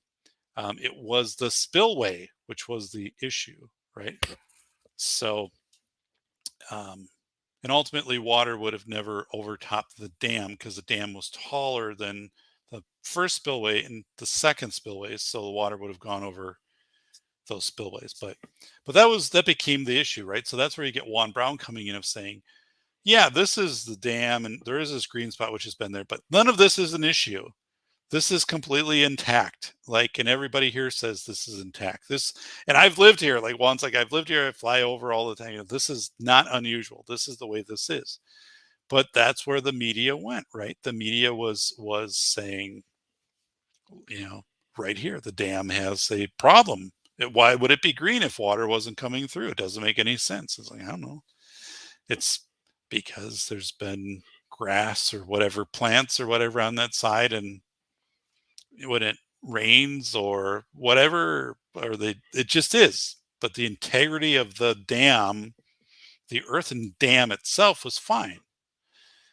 But yeah, that's where it was kind of this like, look here, people, which was really odd because like if you look at the spillway was catastrophically damaged, and yet as reporting teams would come up, they would try to portray that the dam itself was compromised. So I don't know. It's really weird. It's a good point. It's a really good point. The B team. Yeah. I also asked the Sacramento Bee for like an image, and that kind of got to be convoluted, and I just said, forget it. It was something in the chapter, and that's where, it was an image. I went with Irfan Alvi and the engineering firm. So in the book, there's an image of the dam complex, so you can see where everything is. So it makes sense to you as you're looking at it. Like, here's the dam, here's the spillway. And the Sacramento Bee put something together that looked a little bit easier to digest, but then it got too complex to try to get them to agree to use it. So forget it. So I got permission from the firm. Every time it rains, there's a green spot. Yeah, you're right. It wasn't a big deal, but that's where the media, and that's where Juan was quick to point out. All I can say is it's, as Juan said, I've lived up here. It's been there. And again, we are looking over here, like where this has actually collapsed. Imagine this big hole in the middle of this 10-lane highway that water runs down, concrete highway. Bacon, to Sast. Figured all that water went to avocados and almonds. So, yes, just one of Juan's flyovers. So, Sast, Juan is such an asset, right? Just to everybody. So yeah, really hey, we have 19 thumbs up. Thank you. 19 thumbs up. Appreciate that. And again, as Blanco Lirio is the channel is the Blanco Lirio. So right there. It was interesting because when I wrote in the book, Juan, I don't know how many subscribers he had at the time, but like it's substantially more now. That's the thing. Like when you write a book, between the time I submitted it and it was published, like Juan gained like 50,000 subscribers. And so like some of that happened. Like Morgan Rogue, the same thing. Like Morgan has 31 subscribers. She's really got like 40. So just one of those things. Juan has a playlist of 79 videos of Oroville. So yeah. So again, the point of the book, and thanks for putting that out there, Sast, is that you can be a citizen journalist, or if you're in a member check or you know somebody that is, subscribe and get information. I would say right now, like Joe Dolio, right? So if you go on YouTube, Joe Dolio, Tactical Wisdom, you can find Joe's stuff, and the um, Future Conflict channel on YouTube. But go there, like get your information from people who are saying I observed and who have boots on the ground plus previous knowledge and plus aren't getting a script that they have to read off a teleprompter. So Keith is saying, kind of like when the government does a stress test on a power company for a planned outage and doesn't tell the public. Yeah, no kidding, right? And again, the Orville Dam itself was fine. It was a spillway that they didn't anticipate. I mean, it was just one day this happened. And then I think they always probably knew. I mean, if you look at the site, you have to know, like, the secondary spillway, you're like, that will never hold up if we really have to use that, right? It's just basically like a hill of dirt, and if water goes over it. So, but yeah. Not only that, like, think about banks and stuff like that now in different area. But me and Juan have something in common. Both of us learned to fly before we could drive. Bacon, awesome. We have an airport close by. So when I walk past the airport. It's more of a recreational airport. Well, it is not more of it is, but it's kind of cool. It's very active where I live. Like, there's planes flying all the time. Blanco Lirio means white lily. Is his wife's female? Really? Like, I didn't know any of that. So I do know Juan's name, which his authentic name, not his media name. So, little hidden fact. Joe Dolio, Tactical Wisdom, Future Conflict. So, yeah, let me find Future Conflict here.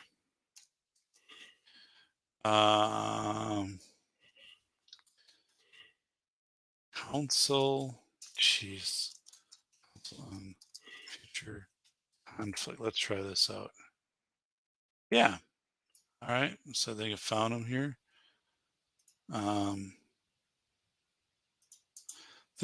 was a guest for one episode, but this is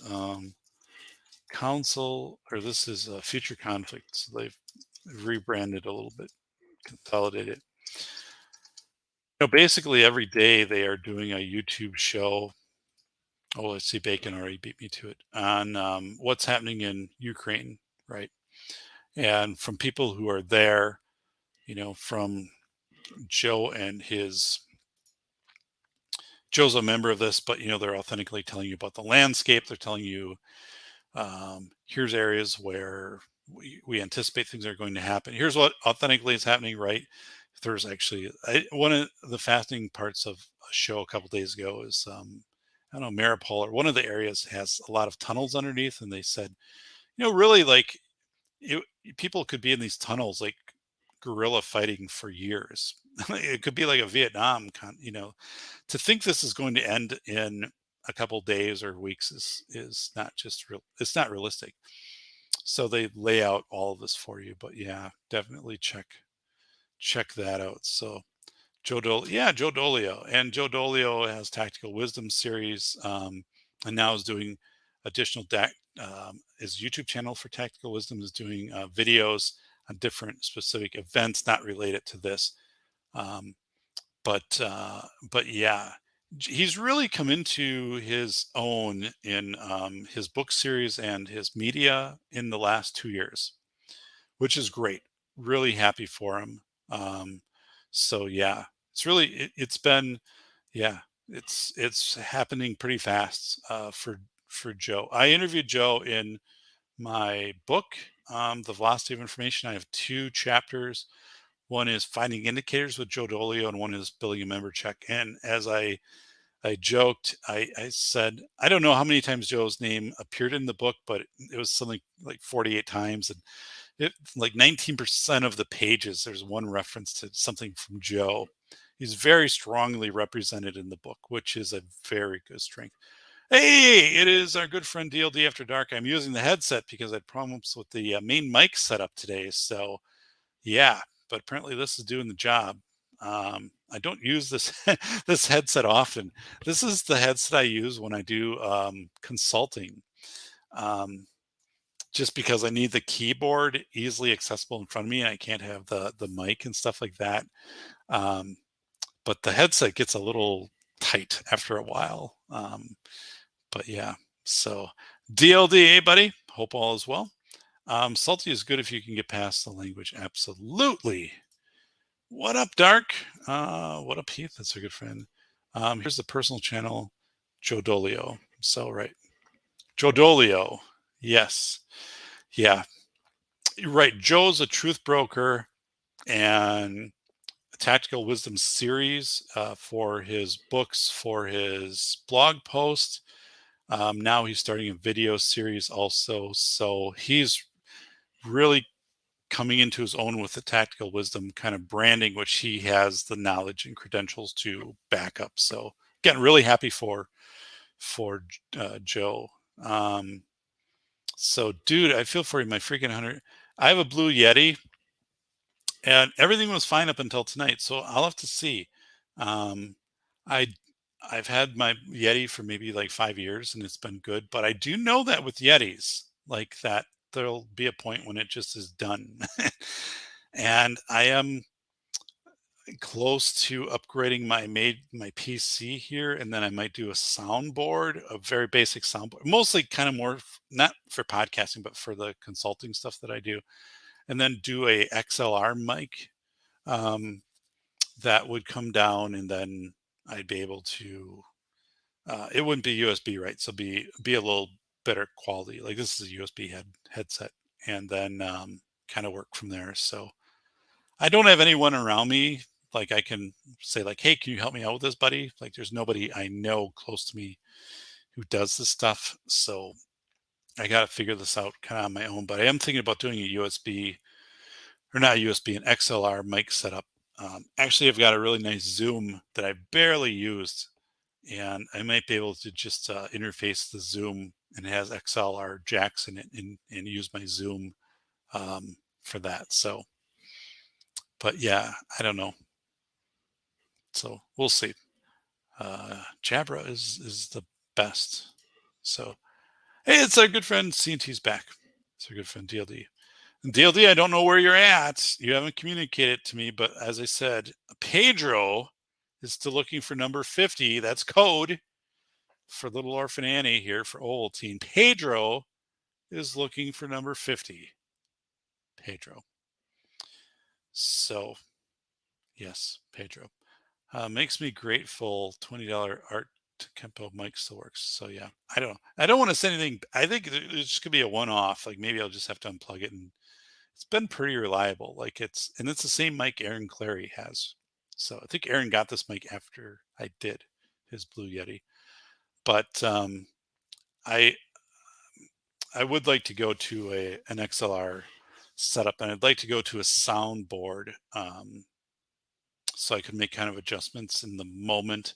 The problem is like when I work with clients, so I do consulting, right? Mostly school administration type consulting, but all over the country. So I if I have the mic in front of me, it limits the typing, but then also I don't know.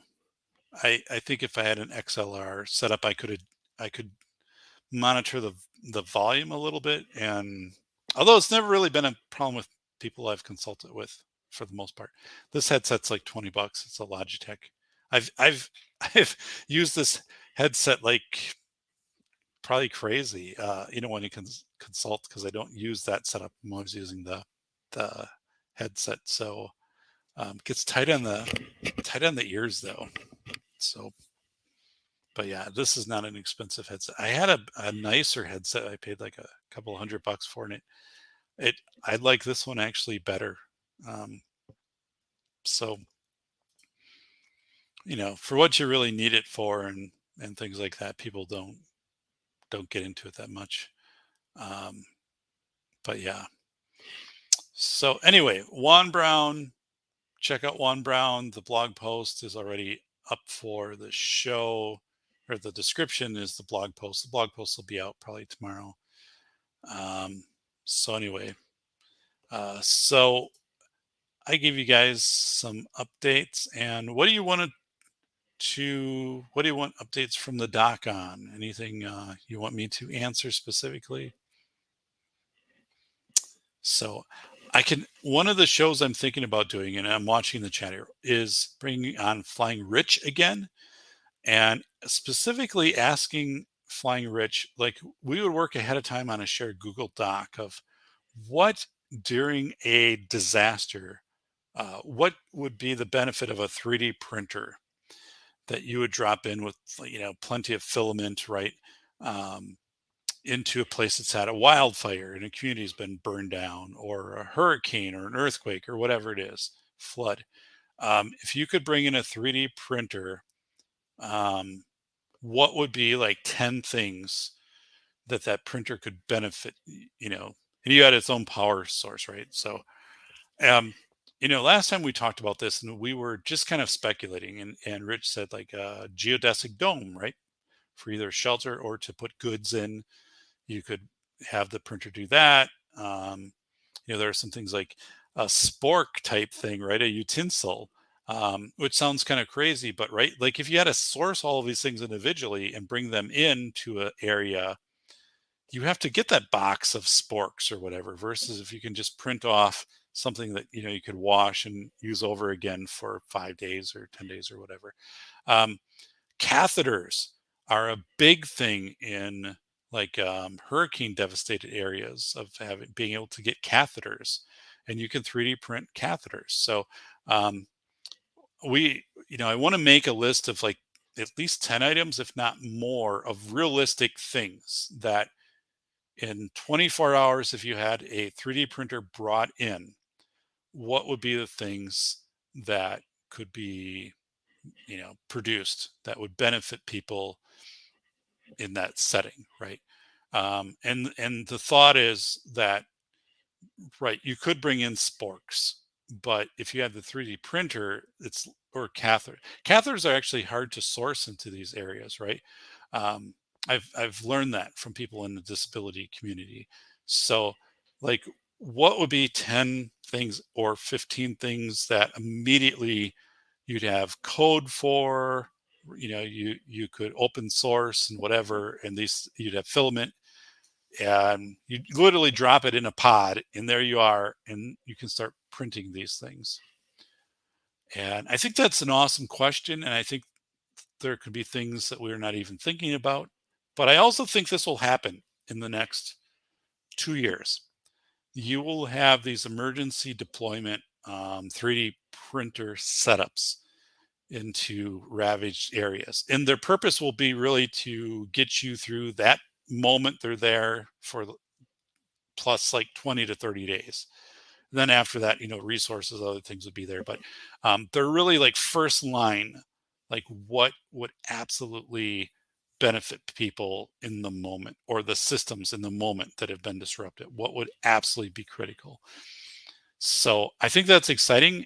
I actually want to take that and turn it into a journal article. So I'm going to talk to Flying Rich, and I think it would be a fascinating journal article for like crisis response journal, where I've written for them before, to say, yeah, like we need to think about emergency response differently in areas like Superior, Colorado, where the wildfire came through. And it's again, what if you could immediately get in this container, right? This pod you could drop in of, you know, two or three people and a 3D printer, and it had its own power source. Like, what would you be able to produce that would be essential for the next 12 hours, for the next 3 days? Or are there purification things that you could 3D print that could increase some level of purification for some type of water? And kind of, build that out until like these other resources would be able to backfold in. So, safety. Can I tell Juan you were talking? Sure. Like if you want to. I know Juan, like he'd be fine. He knows I think he knows I'm doing the show. I told him I don't know if I told him I'm doing it tonight, but Juan is an airline pilot, right? With American. So he flies at all different times. He also flies cargo in addition to people, so he does some cargo flights, and he loves flying. So it's kind of not by like it's not they say you have to do this. He also just loves to fly. Yeah, and this is Bacon. Any new fast casual dining restaurants building in your neighborhood? Asking for a friend. I don't know who that's for. For me, no, which is disappointing. Although we have an Arby's, I don't. I'm really let down in Taco Bell. I cannot tell you how much I miss the steak burritos and fajitas and tacos and the chili cheese burrito. Um, just to have a chili cheese burrito again would make me so happy. And yeah, it's just, I'm sad. I haven't been to Taco Bell in a year. And I used to do a late night run like this time, like, it's a mile from my house. And so sad. This is Heath. People overlook feed shops for medical supplies. True. Absolutely true. Yeah. I have a couple of feed shops not far from where I'm at, like 4 miles out of town. Stop, Doc. You make me hungry. Oh, God. Yeah. I am hungry for Taco Bell like crazy. So, yeah. I need to find out if anybody knows, let me know, a frozen burrito that is worth buying and microwaving. I would put enough hot sauce on it to make up for the lack of taste. But when I was in college, I used to buy like the frozen burritos for like 50 cents and then nuke them. But yeah, I could go for Taco Bell right now. The outside of the stripped down menu, our Taco Bell, and maybe this is a general Taco Bell design, is very difficult to navigate because it has very high concrete curbs and very sharp turns and not a lot of space. And my car is kind of big. And so, like, I don't want to take out a rim there, like I did at my bank a year ago when they extended their curbing through their drive-through, for the ATM stuff. I took out a rim on the curbing that they extended, which was absolutely insane. Um, so I don't know why it had to be that, but yeah, our Taco Bell is pretty much, I don't know, if it's not like by 6 o'clock at night, they just force you through the drive-through, and it's not a good setup. It is a very difficult to navigate drive-through. Um, it's on a very small plot of land, very sharp turns. Again, I have a very big vehicle, so it doesn't handle those things well. So the jumbo meat from a 7-Eleven. Usually, one of the things I've found at Taco Bell is if you're nice and it's night and you're like, hey, like, could you load up a little bit on the whatever? They'll do it, like, right? Because what is a loss for them? you know so I'm usually able to get like really good deals, really. But Filiberto's is across the street, Heath. So we've had a Burger King in town now for 2 years, and I have not been there once, by the way. What I do like is the grocery store in our town has a very nice deli. So it's all by weight, which is a little bit weird because like a chicken tender weighs less than mashed potatoes. So like if you're doing, the container and you put mashed potatoes in, you get charged more than if it's chicken tenders, right? That doesn't make sense.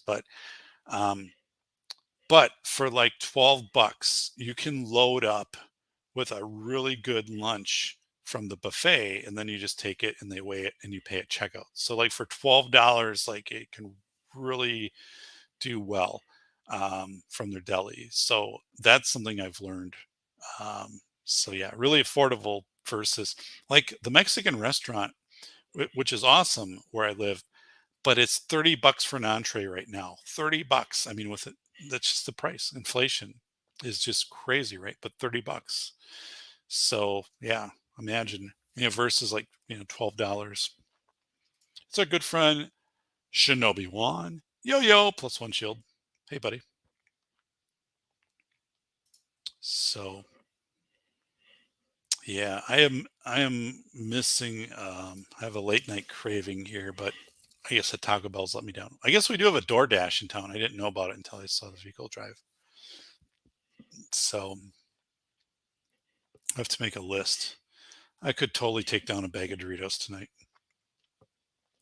I found some pictures today because I was going through my computer and I have 4 hard drives within my desktop computer. So I had it built that way back when this was built, right? So one of the drives is photos, and I have it backed up to another external drive stuff. But when I was first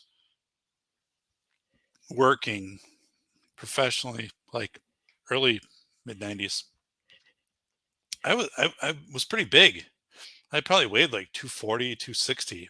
I weigh like, about 220, 215 now. But I'm looking at these pictures, I'm like, holy smokes. Like I was definitely like linebacker material back then, and not that fit either, but I was like, oh, so yeah. But yeah, I lost weight this winter, which was surprising to me when I went into the dock in February, because I usually gain because there's not much to do here. And we don't have a lot of sidewalks because we're the second oldest city in Wisconsin. So you have to walk on the road and everything ices up in winter. It's just, but I lost some weight, which didn't surprise me because I don't eat a lot of junk food, but if I lived in a warm weather climate, that's where Aaron Clary. So when Aaron and I talk, he said, Dave, when I moved out of Minneapolis metro, right? Like, and now, being South Dakota and Nevada, like I've lost 15, 20 pounds, plus I'm just more fit. I'm more tan. I feel better, and, right. They all make sense, right? Because you're out hiking, you have the sun, you have vitamin D, just your demeanor being out in sunlight and stuff like that. It makes sense. And that's just such a drawback of being in a northern climate. Like I do not like it here at all. So, yeah. Ugh. I just read your description. I know you put a lot of effort into them. I don't know about the Orville Dam or Juan Browne mission to share, but then again, I'm in New Zealand. Cheers, bro. Good. Thanks, buddy. Yeah. So so at Safety PhD, that's where all of these become blog posts. So I do have a blog post I'll put up tomorrow, and that has a different picture that Juan took from his plane that he sent me when he was flying Oroville. So yeah, every show that I have done, thanks, Shinobi, has a description. So the YouTube one is not formatted, right? It's just like straight. The one on Safety PhD is formatted out, right? And they'll have a couple images and stuff like that. So, wait, how tall are you? I'm 6'2" and 190. I am 6 foot and 215, but I have very broad shoulders, and 34 waist. So I've always had broad, strong shoulders, big base. So, but yeah, no, I was like 240, 260. So, but yeah, no, now I'm typically 215, 220, which is very good. Like that is like the weight I should be. I guess, I suppose. Cappy was doing all of his, yeah, it's funny. Yeah, funny thing with Cappy. So Cappy is a good friend of mine, right? We're both from Wisconsin, and lunch with Cappy, a number of times during the year, stuff like that. But he ended up having to do a fair amount of finishing work on his place in South Dakota because the contractors just were not available. It was kind of the end of COVID, and also just not reliable and stuff like that. So he actually did a lot of it himself, and he learned how to do a number of these things. So, which is pretty cool. Like I think it's weird because like 100 years ago, like a lot of people just build their own house anyway. But yeah, he did a lot of kind of the finishing stuff on his own. So he's a good guy. But yeah, absolutely. Going up and down ladders is great exercise. Yes. We're almost the same size. So, yeah. Um, it is. So, yeah. Like I was down to 170 when I was in high school. I was always like 160 to 170 no matter what. Like, just metabolism, that's what I was. And then when I was in my maybe like 2014, 15, I was working out like crazy, biking, really trimmed down my intake, and I was down to like 177 maybe, which was great. And I was strong, but like I do feel 215, 220 is just where I'm really meant to be, which is where I'm at now. Like the whole 240, 260 thing was too much, but yeah. Um, so it is our good friend Gizzard Gary. Well, hey there, Gizzard Gary. If you're not subscribed to the channel, please do so. I've been at 1,180 subscribers for like 5 months. So I went from like 500 to like that, and now I've stayed there. And the thing is watch hours. Like I don't have enough watch hours to monetize. So sometime there'll be a super chat and it'll be amazing, but I'm not there yet. So yeah.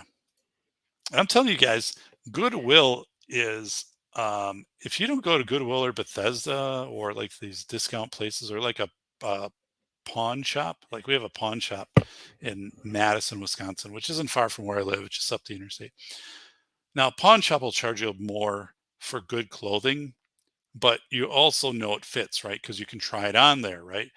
And so like between Goodwill and a pawn shop, you can have great clothing for very little amount of money. And in winter, like my rotation rarely changes. I bought NFL thermal wear, authentic NFL. So it has like the player's name on the inside of the jersey and back of the name tag. Like not doesn't have names on the stuff. It's like thermal wear. So there's a place in Minnesota where I order it from. They get it donated by the teams. I don't get any of it because now I have enough. But so you get the stuff that the players actually wear, and then it has to be made really well so it doesn't rip apart on the field. And so in winter, that's all I wear is like these heavy thermal, meant for 0-degree football games, and then like my American Giant sweatshirt and stuff like that. But now we're getting out. Now it's starting to warm up somewhat above that. But I don't my lineup from November to March doesn't change. It's like the same 4 shirts every day. It just rotates. This shirt, and then eventually it gets through the wash and the shirt comes in. So and in summer the rotation doesn't change a lot either. Yesterday was a weird situation.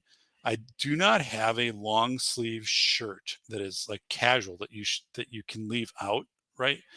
Everything I have is meant to be tucked in. It's meant to be more formal. And so I need to add something to my lineup, which is one shirt that is for that occasion because I don't have that. That's one piece of clothing I don't have. So I think I can find that off of eBay. I've got a number of cool KUHL shirts. I don't know what the specific style of it is. I have to go back and look, but they do come in long sleeve, and I wear them in summer all the time. They get a little warm, like in summer, but you just unbutton them a little bit and just throw them in the wash. I don't really care.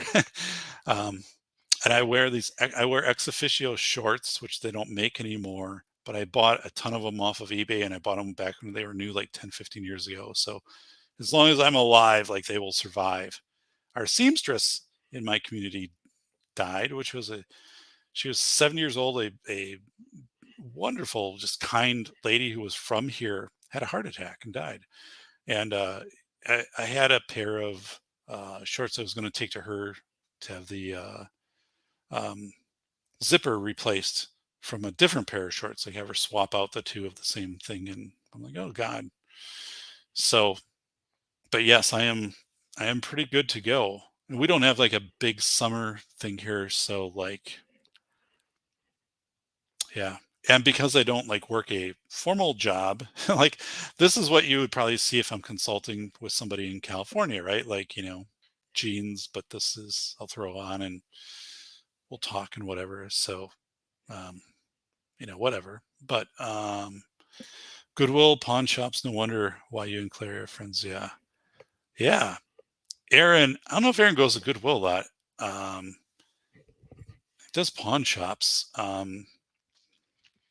Goodwill, though, I mean, honestly, if you have to go to Goodwill with the thought that you're not going to get anything, right? And then you just wait for the surprises. Like this sport coat was $7. And even if I never wear it again, I've worn the sport coat enough to easily have $7 out of it. And so you go in and you just try stuff on, right? And formal wear, the reality with formal wear right now at pawn shops and Goodwill is people are dumping these things because they're not having as much requirement to be in office, or it's office casual, or people are dying, let's be honest. So, if you had a sport coat and you're 7 years old and you die, the family's going to donate this to Goodwill. I mean, so, and sport coats from 20 years ago were made really well. So yeah, I can find a lot of great things. I want to do a leather jacket, kind of like a biker jacket. So I don't know.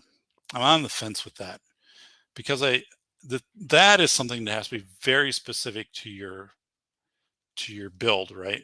If you get a leather jacket that looks big on you, it's a horrible look. And of course, anything too tight looks crazy too. So like that has to be right on. And at a pawn shop, you're not going to have as much give on something like that. But like we have, again, the pawn shop that is in Madison, Wisconsin. I could go in there with $100 and come out with a whole wardrobe. And yeah, so it's a pretty good deal. So, which reminds me, I need to go back down there and just kind of check out what's there for clothes. So why not? I mean, I don't know. I have no stigma about that whatsoever. Reminder to wash any clothes. Yeah, I do. Absolutely do.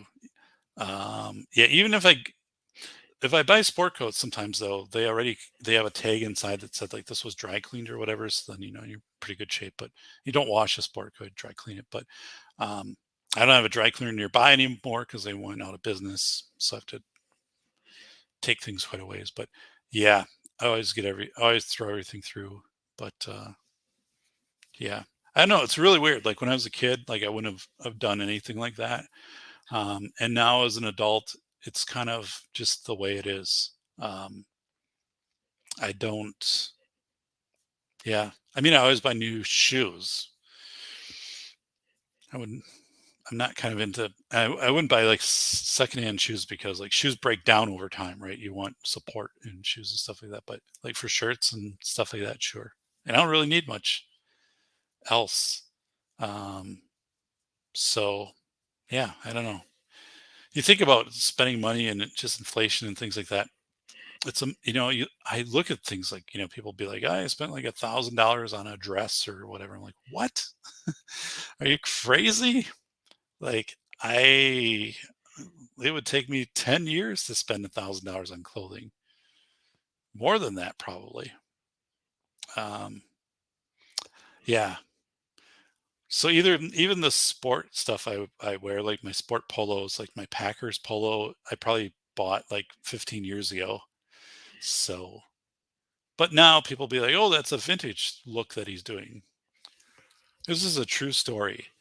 So I had tan Ex Officio pants on, which Ex Officio is an awesome brand, by the way, but I had those on, tan shoes, and a Wisconsin Badger polo. And it was a Saturday. I was taking class during my doctoral program at Madison. And I looked identical to what the coaches would wear, identical. And it wasn't by design. It just happened to be that way. And as I was walking around campus, it was game day, and people would stop me and either ask questions of me as a coach or say, oh, like, do you want me to help you to get to where you need to go? Or it was really weird. Like people were just convinced I was on the coaching staff because of this look. So it was like the one year we took a vacation, um, like, I don't know, 15, 20, probably 20 years ago. And we were in South Dakota and, you know, it was, I don't, what would it be? South Dakota, Minnesota. Um, I don't know if we went to North Dakota, Wyoming, and like four people recognized me. I had no pot. This is before podcasting, and they recognized me from basketball because I played college basketball, but not like Division I college basketball. And honestly, four people recognized me and yeah, stopped and talked to me. Like no one asked me for a signature. So it was weird. In one time, I don't know what the deal was with that. It was strange. And yeah, and there was a time too when we sold my basketball trophies from my summer league stuff, and a guy bought them. This was like 15 years ago, garage sale here at our house. A guy said, "I will buy all of these trophies, but I will only buy them if I sign them." I wasn't there at the time, so my wife is selling these. So she said, "Well, come back at whatever, and my husband will be here, and he'll sign these for you." So I don't know, like $5 a trophy. And so I don't know if I had a marker or the guy gave me a marker and he wanted to see me sign the bottom of every trophy. And I'm like, this is the Larry O'Brien trophy. It's I mean, this is a summer league basketball thing, but I had to sign these trophies and he paid me, right? He paid me before I signed them, but that was contingent on the deal. It's like I had to sign these trophies in front of him.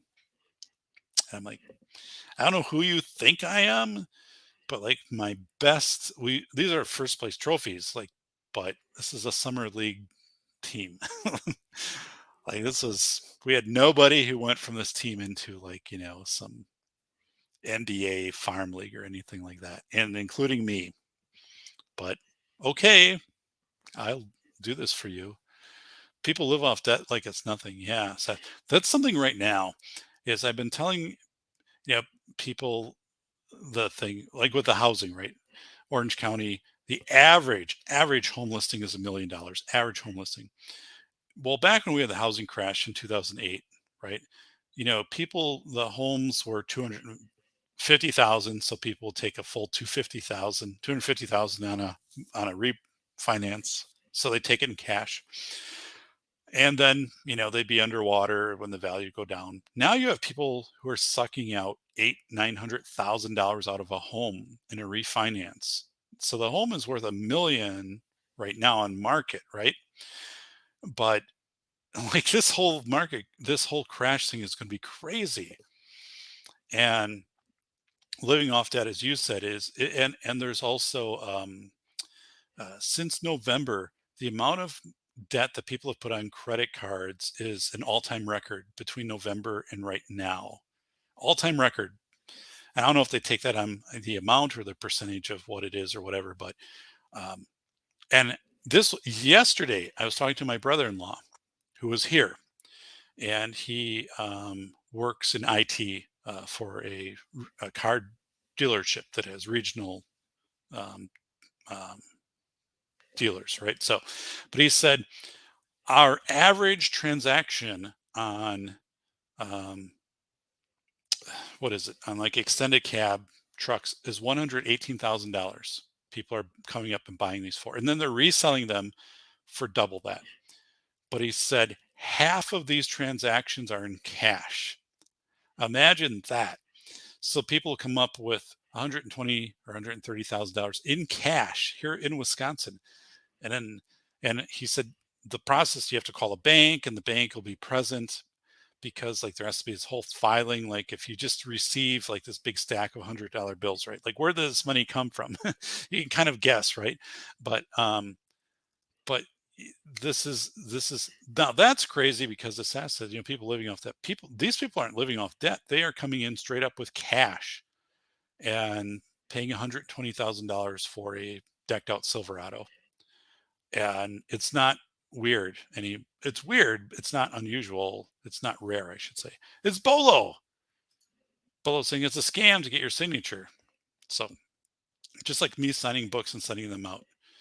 So Bolo, keep the watch hours up. I am counting on you. Bolo, help me, my friend in Canada. Yeah, it's a scam. Actually, yeah, I changed up my book signature, and I just print my signature in my books now. One of the reasons was my cursive signature looks so bad, and from signature to signature, there's no signature reliability. Like I can sign 10 books and they all look different, but I have a pretty cool print signature and I like it. And so I've just switched, and I'm like, I print sign. I have a stamp, so it's authentic signed by the author. If it's an author event, but I print sign everything. I think people like it, and that's the big bold one pen and stuff like that. But yeah, and not and Sass is saying, and now, this is the other thing. If you look at investments, right? 2000, you had the .com. 2001, the Black Swan, the attacks. 2008, the housing crash. 2020, the Black Swan, the pandemic. Now, the first quarter of this year, inflation and military conflict. So in 22 years, you've had 5 major hits to the market, and we could be hitting another recession, right? That's pretty unprecedented if you're looking over time. So like if you're sitting down with like your finance person or whatever, and they're telling you like, hey, any 10-year span of the market, you're like, yes, but this scenario hasn't happened before in 22 years. Like this hasn't happened. And also the amount of fiat currency that's been printed, that we've increased our currency by, there's 75% dollars more today than there were 2 years ago, right? Like that hasn't happened.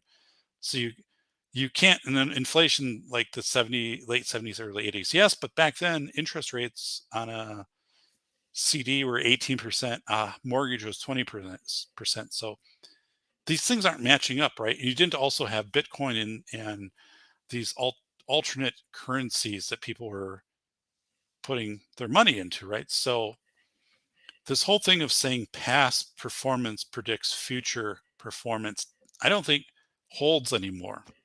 I'm actually very convinced that isn't the fact. And I'm kind of adjusting my own financial portfolio to that effect. Because I don't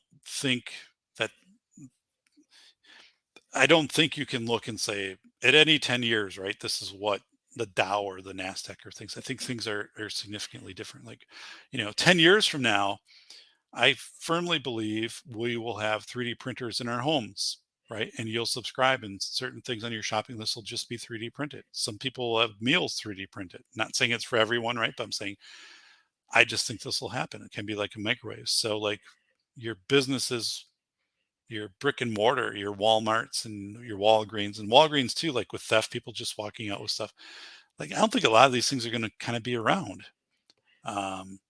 So in entertainment, what is AI going to do in deep fake kind of technology for entertainment? Are you going to be paying an actor, $50 million to do a movie when you could probably have it AI generate? So, I look at these things and like there's certain things like utilities to an extent which will hold up, right? Eventually, homes will probably be built self-sufficient in 40 years or whatever. But so yeah, I don't know. I just I don't subscribe to that whole financial advisor thing of saying past performance will project into the future. So thank you, Bolo. Appreciate it. The agorizer, that which can't mathematically continue won't eventually. Yeah. Heath, I've been in banking for 22 years. What is happening right now makes the Great Depression look like walk in park. Yeah. And that's the point too. Like there are really weird things right now.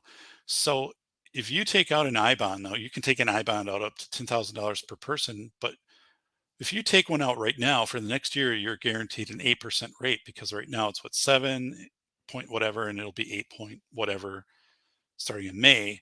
So you get both of those combined, and then after that, who knows? But the fixed rate is 0. But it's really weird, right? Like, so if you have in 1 year, $10,000 bond would be worth $10,800. Now, granted, if you don't keep it 5 years, you have a 3-month penalty, but it's the 3 recent months. So, if it drops down, you can still have basically probably like something of equivalent of a 7% CD. But Andrew said, Turf Slinging Monkey, former YouTuber, told people to get out of tech stocks and into energy. Since last September, the haters all made fun of him. Yeah, right. I have some tech which hasn't done well, and my energy actually hasn't done well either, to be honest. So I think energy in the long term, because there's a high barrier to entry. I've always believed that, and that typically pay dividends. But I mean, to start up a utility that's regulated, or yeah, it's just, I like energy stocks. But at some point, energy stocks will hit the wall. It's kind of happening to Con Edison in New York right now, after years. So I don't know. Bacon saying, I'll make the point that meals can be printed actual food. Not, yeah, meals can be printed in a lot of restaurants. Fast food will do that. That's already been in white reports by General Electric, right? That they want to have these 3D printing devices out there. And will most people just agree to it? Yeah, most people will. You're right. When I wrote about that in the Velocity of Information, I wrote that 3D printed meals are not only happening right now, but they're very close to becoming mainstream. But I should have put in there a little statement from the author, and I don't try to do this because I don't want to put bias in the book, but like, that's not my preference. So it's not my preference to get that. It's like GMO and stuff like that. I'm just saying in the book that things are trending that way, and people need to be aware of that. So I should have maybe done a note down below. That's the one point in the book where I should have said, as an author though, I my opinion on this is, this replicated food production versus an authentic process. That there'll always be this divide, right? Will never truly be replicated. And I'm not telling you, the reader, that this is better or not. I'm just telling you there is a trajectory that is happening. And as an author, I have my own preferences on this, which I could just say and not have to reveal. But I get to that point in the book, and I'm like, oh, I don't want people to think like I'm trying to convince them, like, just to accept that all of their future restaurant food will be 3D printed. I'm just saying, like, that is where the industry is going. Just trying to point that out. Bacon, chocolate is a food. So, past performance less guarantee. Yeah, no kidding. So, it's pretty. I don't know if it's depressing or if it's amazing when you look at, like, every one of your holdings that is exposed to the market, right? And you're like on a certain, like last Friday when the market's down 1,000, like every single holding is down. Like every single thing is down, which is also a little weird that there's no identified safe haven. Even metals and whatever, nothing was a safe haven on Friday. It just is kind of weird. The Prussian savers, I think, this time savers will be robbed blind. What do you mean by that, SAST? Do you mean like through inflation, or do you mean through physically? Because the thing that worries me is, I know people, Madison, Wisconsin. I know people around here, but in Madison, Wisconsin, people are just stealing stuff from stores. They just walk out with it, and they're not confronted, and they're not, brought up on charges or things like this. So, like, people just taking things from stores, right?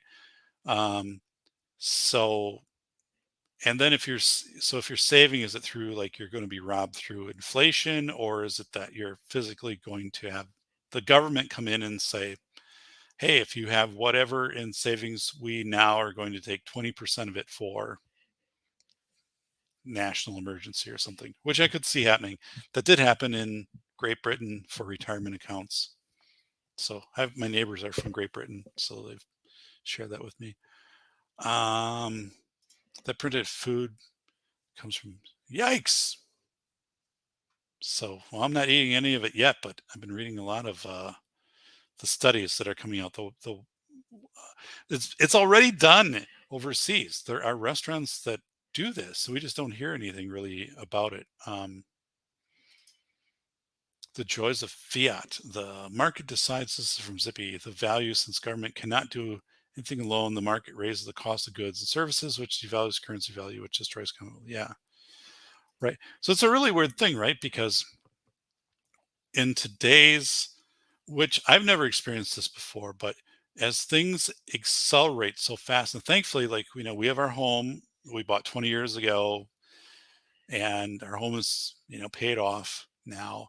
And there's an interesting part I've been telling people, like with our home. So we live not in Madison, but not too far away from Madison, Wisconsin. So we benefit from a the ancillary robust housing market to an extent, because the home price goes up, I have to pay more taxes. But in some parts of the state, like the home areas are stagnant, and especially, things like water supply and stuff like that, these areas that, they have to drill a well down 400 feet or something. It's crazy. Um, but it is, so when I bought this house, it was twice my salary. So we've had many, many offers on this house from realtors. Very common. They come through the neighborhood, they knock on the door and say, we will buy the house from you directly, or we'll private sale. Like, what are you interested in, or whatever. And I actually had one of them wrote me a handwritten thing after we talked, and then like stuck it in the door a couple weeks ago. But so like, if I were to start here today in the field that I was as an entry level administrator or whatever, this house would cost 8 times as much as my salary. So when I moved here and bought the house 20 years ago, twice as much. Today it'd be 8 times as much for this house. So yeah, that's a part that I think people are missing, right? Is this big gap between what your salary and what people make and all that versus like a cost of a house. And right, that's not only cost of a house, but the house insurance and the taxes and stuff like that. So, but yeah, all countries we do business with have been dumping the dollar for gold the past few years. The paper market is fake. True ounce of gold. Yeah, true. Yeah, it's not good. It's not good. Heath, savings will be repatriated. Could be. I mean, it's a weird thing, right? Like anything that and it certainly could happen. It's happened before in history, right? You could just wake up and it could be that whatever you have in, maybe 401ks, right? There could be a certain surtax or whatever, or something put on a 401k, or I don't know. Gold is a commodity to be gamed like anything else. Bitcoin is as worthless as paper yet is 40k paper or coins. So it's from Zippy. Bolo, if it's down, it's cheaper. Dollar cost averaging means future possibility. Yeah, that's true. The problem is, so you're right. So when stocks go down, if you have dividend stocks or you're buying in, you can cost average. So I'm typically a dividend investor. That's primarily what I do. So, right, cost averaging benefits me. When markets are down, cost averaging. The problem is, like, if you're working with any type of investment firm, right, there's so much to participate in that you have to clear that hurdle. So, like, that erodes off of your net income, right? Because you just can't own stocks. Yes, you can kind of own stocks without being affiliated with a brokerage house and stuff, but it's not quite that easy, especially when you get to retirement age and some of these things. But anyway, the 20-year T note is now 3.15%, and I bet you that'll be 4 or 5% at the end of the year. They introduced that back 2 years ago, it was there, I think through the 80s, they got rid of it. But the 20-year T-note, which you can get through Treasury Direct, so it pays out twice a year. You only pay federal tax, no state or local. But so that's something I encourage everybody. It's not, if that gets to like 4 or 5%, you can pull a 20-year note. Now it's hard to sell if you have to get rid of it early. That's a problem. You can buy a 10-year note, at that point. So let's say if a 20-year note is 5%, a 10-year note is probably going to be easily 4. Treasury Direct, it's free to set up an account, and every 2 months you get that payout into your checking account, and you're not paying any broker, right? And you don't have to pay. The only thing you're paying is federal taxes. So it could be a pretty good deal. I mean, but you have to really, if it gets up to 4% or higher, because then you're kind of figuring, well, like if you're with a broker, like mutual funds or whatever the internal fees there, if you have state taxes, you probably have to clear like 6% or a little close, between 6 and 7. So then, like, if you're doing this and you're locking it down for 4%, that's pretty good. Like, I will certainly take a 6 or 7% equivalent return. If I can lock something in for 20 years at 5%, I'm there. I'm totally there because I can, yeah. So again, these are things like you have to think it depends, and it's my age too. Part of it's my age, but like if you have $100,000 and it goes down by 50% to $50,000, right? So you have from 100 to 50,000. Now, if it goes up 50%, what do you have? Well, you don't have 100,000. 50% times 50 is $25,000. So you go to 75,000. So like it's much harder to work your way back up. So like if you have a year where you're down 10, 15% in the market, you need that 10 or 15% plus, like, not only that, you need to be up about 18% the following year, for example, just to be baseline. So over 2 years, you've gained nothing. And then you kind of just keep moving forward. So when you look at these things, it is really, people don't realize that, right? Like if you have $100,000 goes down 50%, you have $50,000. If $50,000 goes up 50%, you have $75,000. 50% goes up 100%, you're back up to $100,000. So that's where a lot of people I know who've said, I retired in 2018 or 2019. I'm starting to take payments or take, distributions, and I'm getting killed because like my account is going down as the market's going down. And I'm like, yeah, that's a bad situation. So again, like personally, I would rather take a 5% T note at 20 years and get paid out twice a year and do with that money whatever I wish. I could reinvest it, whatever, and know that I had that. And granted, yes, all of that could change, yes. But if that happens, then everything else is probably on the table too. But versus thinking I'm going to average in the stock market, right? And have fees and other things, plus I have to pay capital gains and on dividends, stuff like that. So I guess what I'm trying to say is, like, if 5% on a 20-year T note is really very equivalent to 7 to 8% return of a stock market portfolio when it's all said and done, because you'd have to pay your state taxes, you have to pay capital gains, distribution, stuff like that, and any brokerage management fees. So, but anyway, keep an eye on that, the 20-year T note. It's exciting because it hasn't been up, but it's also really tricky to try to sell a T note once you own it. It's really a difficult process. You just cannot redeem it to the Fed. That doesn't happen that way. You have to transfer it to a bank. I've talked to many banks who are like, I don't know how this works. No one's ever done this. Or to a brokerage to sell it. Well, if you transfer a T note to a brokerage, they're going to charge you a big fee to sell it, and you're going to take a hit. So it's not going to be worth it.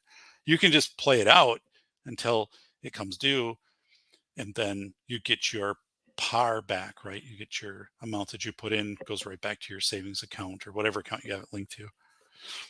So it's a risk. Like you gotta understand what you're doing.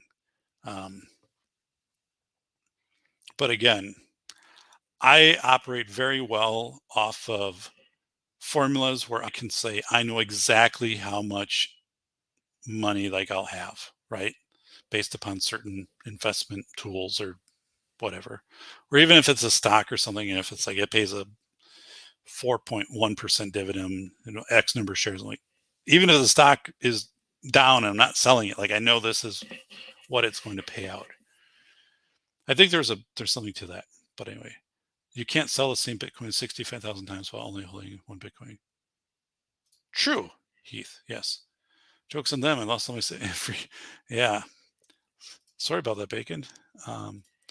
Zippy. Fiat needs to be based on more grounded logic, not nobles gambling for more. Oh my goodness. If stocks, currency were valued on average work or take home pay, you'd have more stability growth. Absolutely. Spambot. Nobody can repatriate my old Bitcoin wallet. So you got it. Hell, even since I lost the password. Yeah, I lost the password to my computer. Not this one, my laptop, my administrator stuff. So when I gave it to the guy today and he's like working, he called me up. He's like, hey, what's the administrator? I'm like, I have no idea. He's like, all right, I'll just zap it and we'll start over. There was nothing on that. It's just only an internet machine. I'm like, I don't know. It's kind of strange. I forgot. Spambot. It will be devoured by the machine, the wealth, like a gift card. Yeah. I have 0 bonds. So that's from our friend Sast. I always felt the stock was kind of the value of the company as a type of a tradable format. Yeah. And I don't know. Things are just behaving very strange. I've been a stock trader for 30 years, and just it's really weird stuff right now. Meaning like utilities, I think logically should be doing better right now, right? People would be putting money into utilities because they're regulated and more stable during uncertain times and dividend. And that's really not the case. Utilities aren't doing very well. So inflation is probably 10%. Yeah, absolutely. Absolutely. It's so crazy. See Forbes saying 19 inflation's, yeah. It's pretty terrifying to look at inflation and what this will mean, right? As people are trying to maintain a house and a vehicle and drive to work and food and stuff like that. It's just insane. Okay, I'm done with my SDI homework, and 6 a.m. comes. We'll see ya. See ya, CNT Designs. Hey, buddy. So thank you for stopping in. I appreciate it. Zippy. Too many common spending. Example, day-to-day feels closer to 60% everything. It's crazy. Yeah. Fuel is up 100%. Yep. Yeah. No kidding. Who cares what a TV from China costs? This is fast. Yeah. Bolo, I observed talk of food inflation, but I monitor my favorite freeze-dried food distributors' prices have stayed the same for years. Interesting. So Arizona iced tea hasn't changed price in 20 years. Am I the only one tired of hearing the world's ending and we're all going to die every 5 minutes? I didn't train for nothing. So, yeah, you're right. That's where I admire where Aaron Clary, right? Aaron will be out golfing or hiking for a day and he'll check his internet one time when he gets home. So he's not following the day-to-day stuff. And really, like, you don't have to. And it just is, I wrote about it in Velocity of Information. The velocity of how the news, which is mostly bad and scary news, comes right to you by your phone, right? And it's there all the time. And it's to keep you addicted and to keep you nervous. So yeah, I've gotten my fill of it. Actually, last week I was very close to kind of making a pact with myself of saying I wasn't going to check media and I also wasn't going to check finances outside of one time a week. And so far I haven't kept that pact. I never formally made the pact, but I think I'm going to do that. I'm just going to I'm not going to sample things on a multiple times a day. I'll sample it once a week, see what things are happening. It's strange. Some things are cheaper, but spending power's down, which screws with gauging things. I tend to go base currency 70s. Yeah. I don't know if I found, I don't know. It's kind of relative. Like, so get this, right? Like antiques. So we have like a resale shop toward us. I don't know if you say antiques necessarily, but like a grandfather clock that maybe you would have bought in the 80s.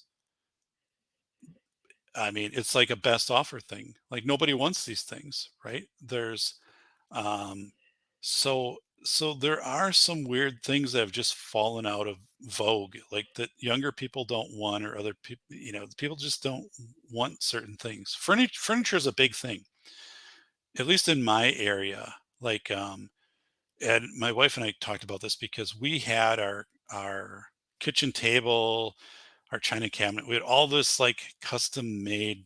There's an Amish community about 50 miles from us, and um, uh, yeah, Mr. Bontranger, we designed it all out. He built it. Took like 8 months.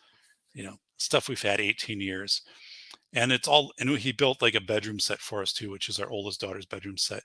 And we just have stressed to our daughters, like, these are legacy things. Like, never sell these. Like, always keep these, because the quality, right? You would never be able to. The quality on these is just amazing. Plus, and they just don't get it. They're just like, well, you go to the store and get it. You'll never get anything like this ever again. Like, keep these things. Whatever you do, like this piece, this piece, this piece. So AWK is a water utility. It's average 22 annual growth. It's one of my favorite. Let me write that down. So I like water utilities, and I think there's something to that right now. I don't own water utilities, but with all the PFAS and phosphorus and things like that, I think water utilities are set for a lot of investment.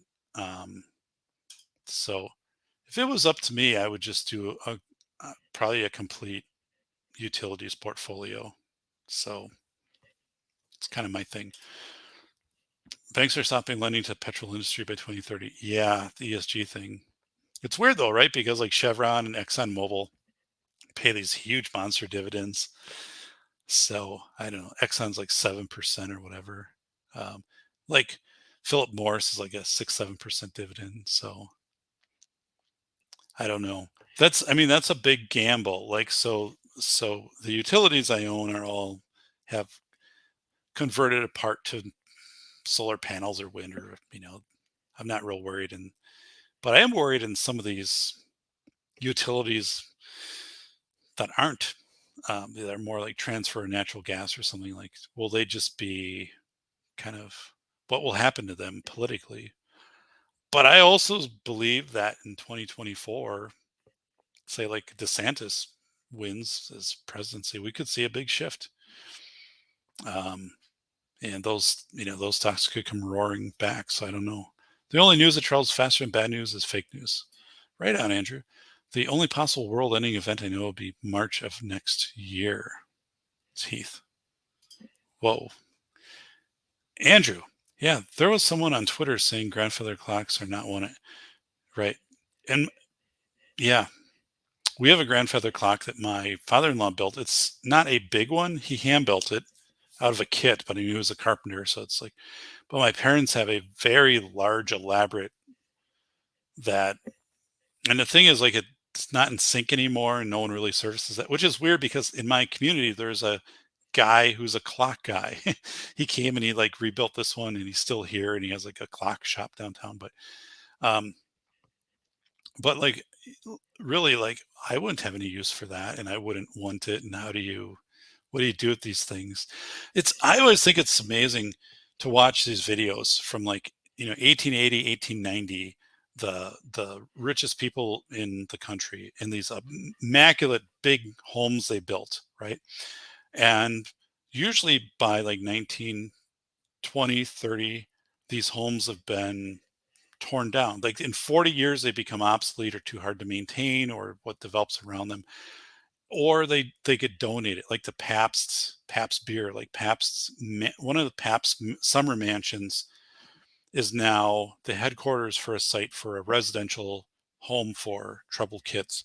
So I've been to this building and did a tour of it back when I was a school administrator of the main Pabst summer mansion. And yeah, like after like 30, 40 years, it just, there's turnover and they just give it up and they donate it to like monks or something. And then monks eventually donate it to the school. But, and like, how do you keep these places up? And there's this massive entropy. And I think any of these things, if you have a lot of wealth and you're trying to maintain them, look at like these yachts that were, so this Russian oligarch's yacht was captured, right? But it takes like $1 million a month to maintain it or something. Like these systems entropy at super fast paces. So if you build these homes or you're in these, we have it around here. Like we have a home on the Wisconsin River just outside of town that's built maybe in the 30s, several $1 million home, whole complex had a pool at the time, just this beautiful place. But every 8 months it's on the market because it is so costly to maintain. And I talked to a friend who knew people who lived in it at one point, and they said, yeah, it just is, it's crazy, right?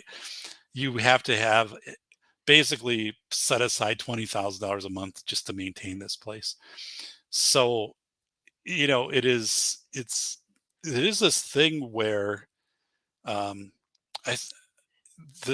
these systems entropy faster than what we think. So anyway, Amish Mennonite furniture stuff you keep, yeah, and like he built it, like his shop right there, and and we designed everything out, like we sketched it all out. So some of this stuff has really unique dimensions, and it's just really cool. And he came and he put it all together. So somebody came out in a truck that he works with, and then he traveled in with them, and they brought all the stuff into the house, and he put all of it together, which was amazing. So, yeah, I mean, this is stuff hundreds and hundreds of pounds. I mean, and just these immaculate. So again, we've been trying to convey this point of, hey, like eventually, like as our two daughters, as you figure this furniture split out, like do not get rid of these pieces. IKEA is the stuff you toss. Yeah.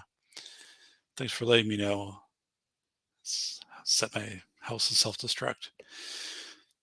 I sold two 1980 solid oak parquet made in America end tables for 20.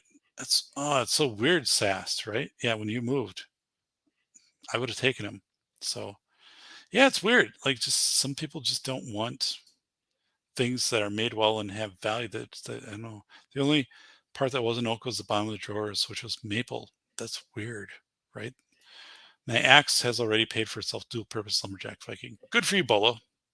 Winchester House. Yeah, it's a good example, right? One of many. And you just think, and like the USS Sullivan's, right? That is in that boat's been on the news because it's taking on water and is listed over to one side, museum ship. But like I have, I know a curator on a museum ship. He's like, yes, he's just like every day is just like trying to. You're never making progress. It is always entropy is always getting ahead of you. So hey, Heath, thanks for being here. Gary, U.S. bonds is the best bond. So yeah, for all of those, let me just try to bring this up here. Here, I would okay. So 20-year T-note went to 306. It was 315 at one point. So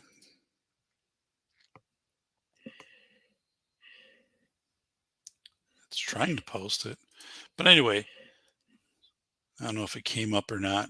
It kind of looked weird. Seth's saying paid 400 for those tables and 80. Oh my God. Wow.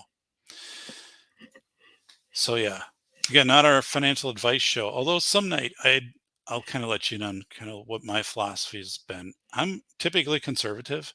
which has served me well because I'm not conservative only on investing. I'm conservative on spending, so those two kind of work out. But right now, um, T-notes, Treasury notes, 10-year, 20, and 30 are getting up close to, they're getting north of 3%. I believe they'll get to 5% by fall. And that's something we haven't seen in 20 years, right?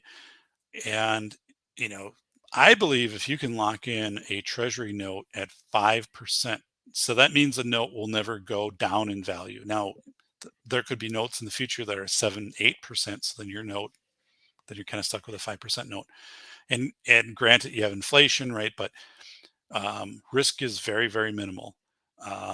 And if you're not at a 5% note, if you're not paying state tax, you're not paying any brokerage fees or capital gains, it's really the equivalent of making maybe 7 to 8% in the stock market, but every year, like over 20 years. Like, so, so I think it's really something to look at right now. Because for the last 10 years, yeah, Treasury note would pay 1%, or something 1.5. So to lock up money for that, it just wasn't worth it. But there is this thing happening, with the way that the Fed is getting aggressive with some of the bond rates right now, which it just is kind of being forced to do. And there could be, this could be a once in a lifetime opportunity. Could be. If things go really crazy with inflation and suddenly for 6 months, interest rates on bonds go nuts, then go for it. Yeah. So Andrew's saying, yeah, look at 3-month Treasury. So even, 0.82. So 0.82 was what a 5-year CD was paying back in January, around here, 5-year certificate of deposit. So yeah, Sast was a spender with his Isuzu. So, well, here's what I'm going to do. I'm going to call it a night here, everybody. I appreciate it. So yes, a couple things here. If you don't own this book, please consider it. Please, paperback, but or ebook, whatever you want to do. It's great. It's a great book. Really, really, really, really, really great. My first book, School of Errors. There's a fascinating segment into here about the 9/11 harbor rescue from Lower Manhattan. So this book has 49 reviews. Somebody's going to be the 50th reviewer, so they will be awesome. I don't know who that'll be, but sometime. Not many reviews. This book is selling well, and internationally it sells well, and it's through my publisher. So like the Amazon sales don't really reflect what's going on. So if you go into, I think, World Cat, you can see books all over Europe. But there's 3 reviews. People people email me, or people will post on LinkedIn or something, but I'm post on Amazon a review for the book. So I get a lot of feedback, but so I have to encourage people. They're not putting reviews out there because I'm people want to see that the book has reviews. Yeah, my book does have a hardcover. So this is expensive as hardcover. This is library, right? That's why they do it. Now I have the same book in paperback, and very well made. And actually, I prefer the paperback because it's easier to carry around. Plus, turning the pages and stuff, it's a lot smoother. And this paperback has been with me. It's helped really well. So yeah, paperback is also an ebook. So, but yeah, they do hardcover because it is in a lot of libraries. So my copy of Velocity shipped to Spambot from the UK and arrived before it launched here. All right. Well, you got to leave a review, buddy. You've had it, Spambot fodder. So get out there and leave a review, buddy. Now it's kind of weird because the launch date was originally April 11th. Then it got moved to the 1st, but then ebook came out before that. And then, so it's kind of confusing, and it messed up the AP. The AP press release went out on April 11th. So that was good. And so the velocity of information was mentioned in easily 100 newspapers across the country, and TV and radio and stuff like that. So I have a list somewhere. I think if you go into Muck Ruck or something, it shows where the AP release was picked up. So Yeah. And by the way, like that book will be out next year in audio, professionally narrated by an actor who I can't tell you who it is, but you're going to love that book. School of Airs, I narrate it. That will be out this summer, and that book will also be out in paperback. So, but Velocity of Information will be out there for all of you waiting for audiobook. But unfortunately, by contract, I cannot have that distributed before April of next year. So one of those contract hitches. But anyway, so oh yeah, we'll keep reading. And when you do get done, please leave a review. I would definitely appreciate that. The book has won an award already. It is up for another award, larger award in the area of nonfiction. So we have a choice award. We are up for another. The book is up for another substantial award for semantics. So we'll see where things go. That one isn't announced until I think October. That's once a year. Cappy will listen to it. Yeah, spam it.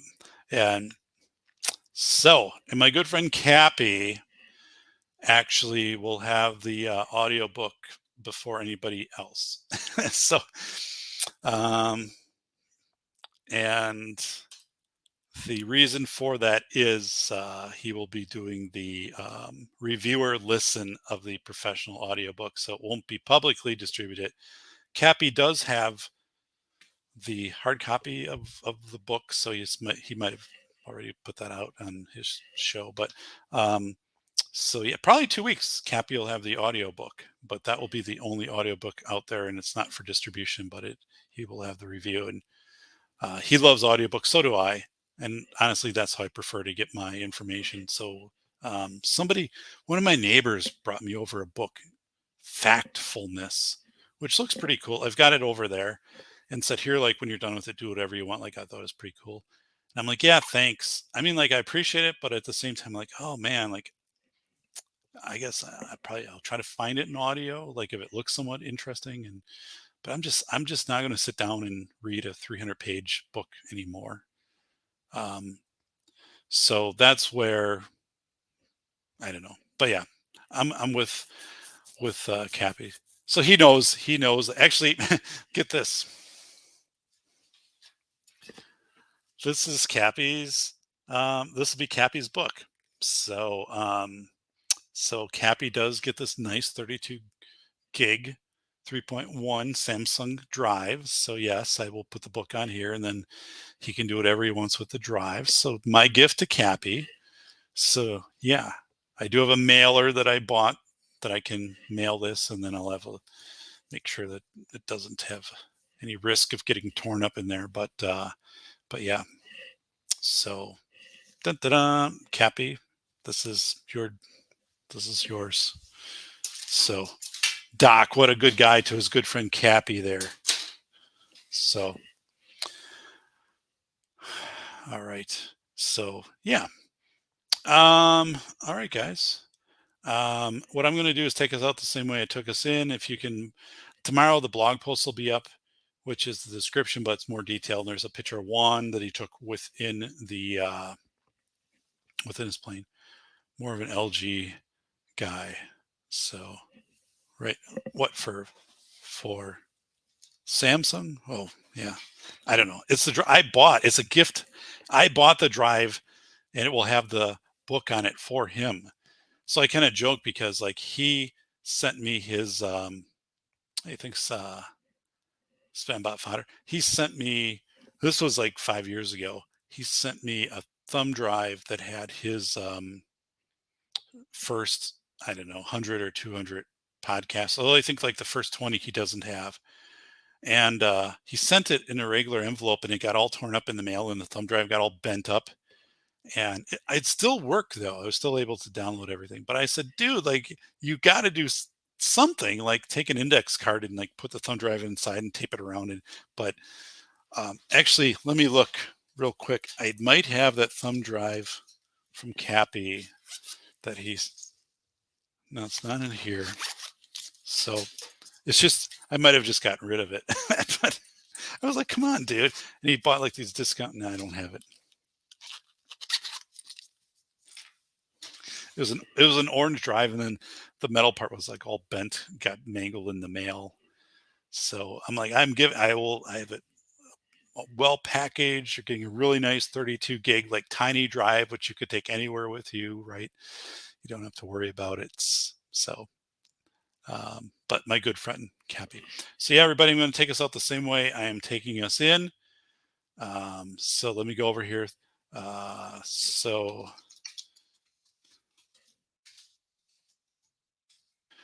And thank you to Spambot Fodder, to Bacon. Thank you to Sast. Thank you to Sawtooth Surfer, to Andrew. Appreciate all you guys. Heath, Bolo, appreciate it. So yeah, Zippy, appreciate it very much. Take care, says Sawtooth. You bet, guys. So yeah, smash that thumbs up. Thanks, Andrew. Here's our banner. Yeah, smash the thumbs up. If you haven't, I appreciate when you get my books, right? I appreciate when you review the books. And if you do post a review to Amazon, a picture of the book does wonders for SEO. You don't have to be holding the book. Like, you can have the book up in front of other things, something exciting, book next to an axe, whatever you want to do. So definitely appreciate that. Always a pleasure. All right. Thanks. And Sast, you are living in warm weather, which is awesome for you this week. Think of me, because it is not going to be warm here. Speaking of which, I have I need to order the backlog of the Clary podcast shows to Cappy's. No kidding. Yeah, no kidding.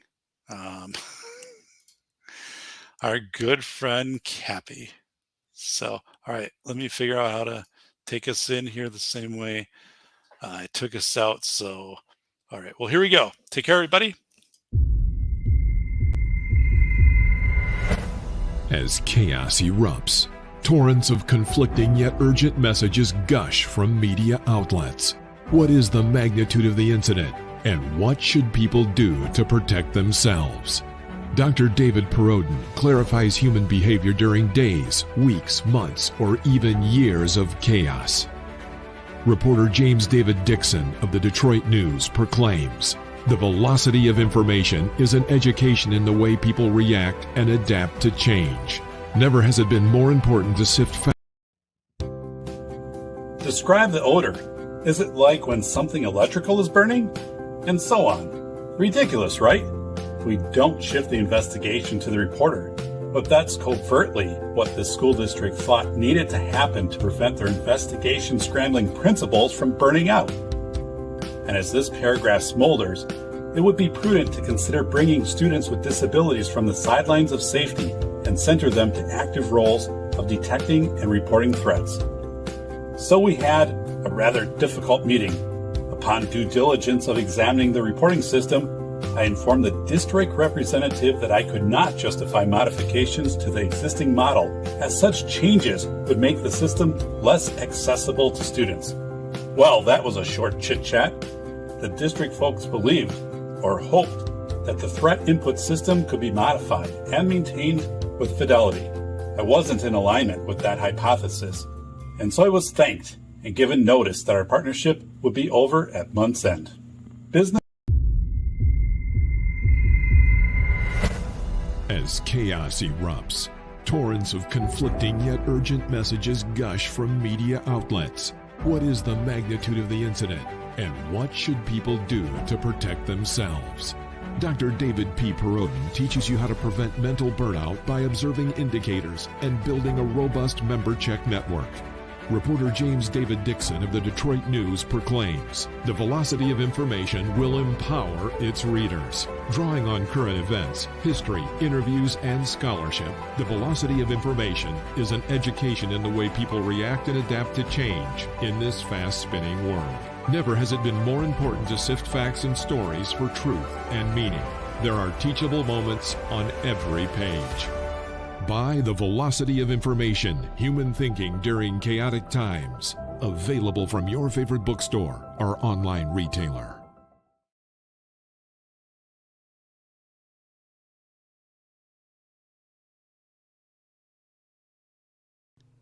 Hi, everybody. This is the Safety Doc with a face validity check-in here on March 31st, 2020. Bellevue, Washington has started a tool to report stay-home violations. This is from the government website in Bellevue, Washington. So we're going to scroll down here to My Bellevue portal and then to report gatherings. They've made it convenient. There's a map on the right. You can drag a location over here into address, write a description, and then also include photos.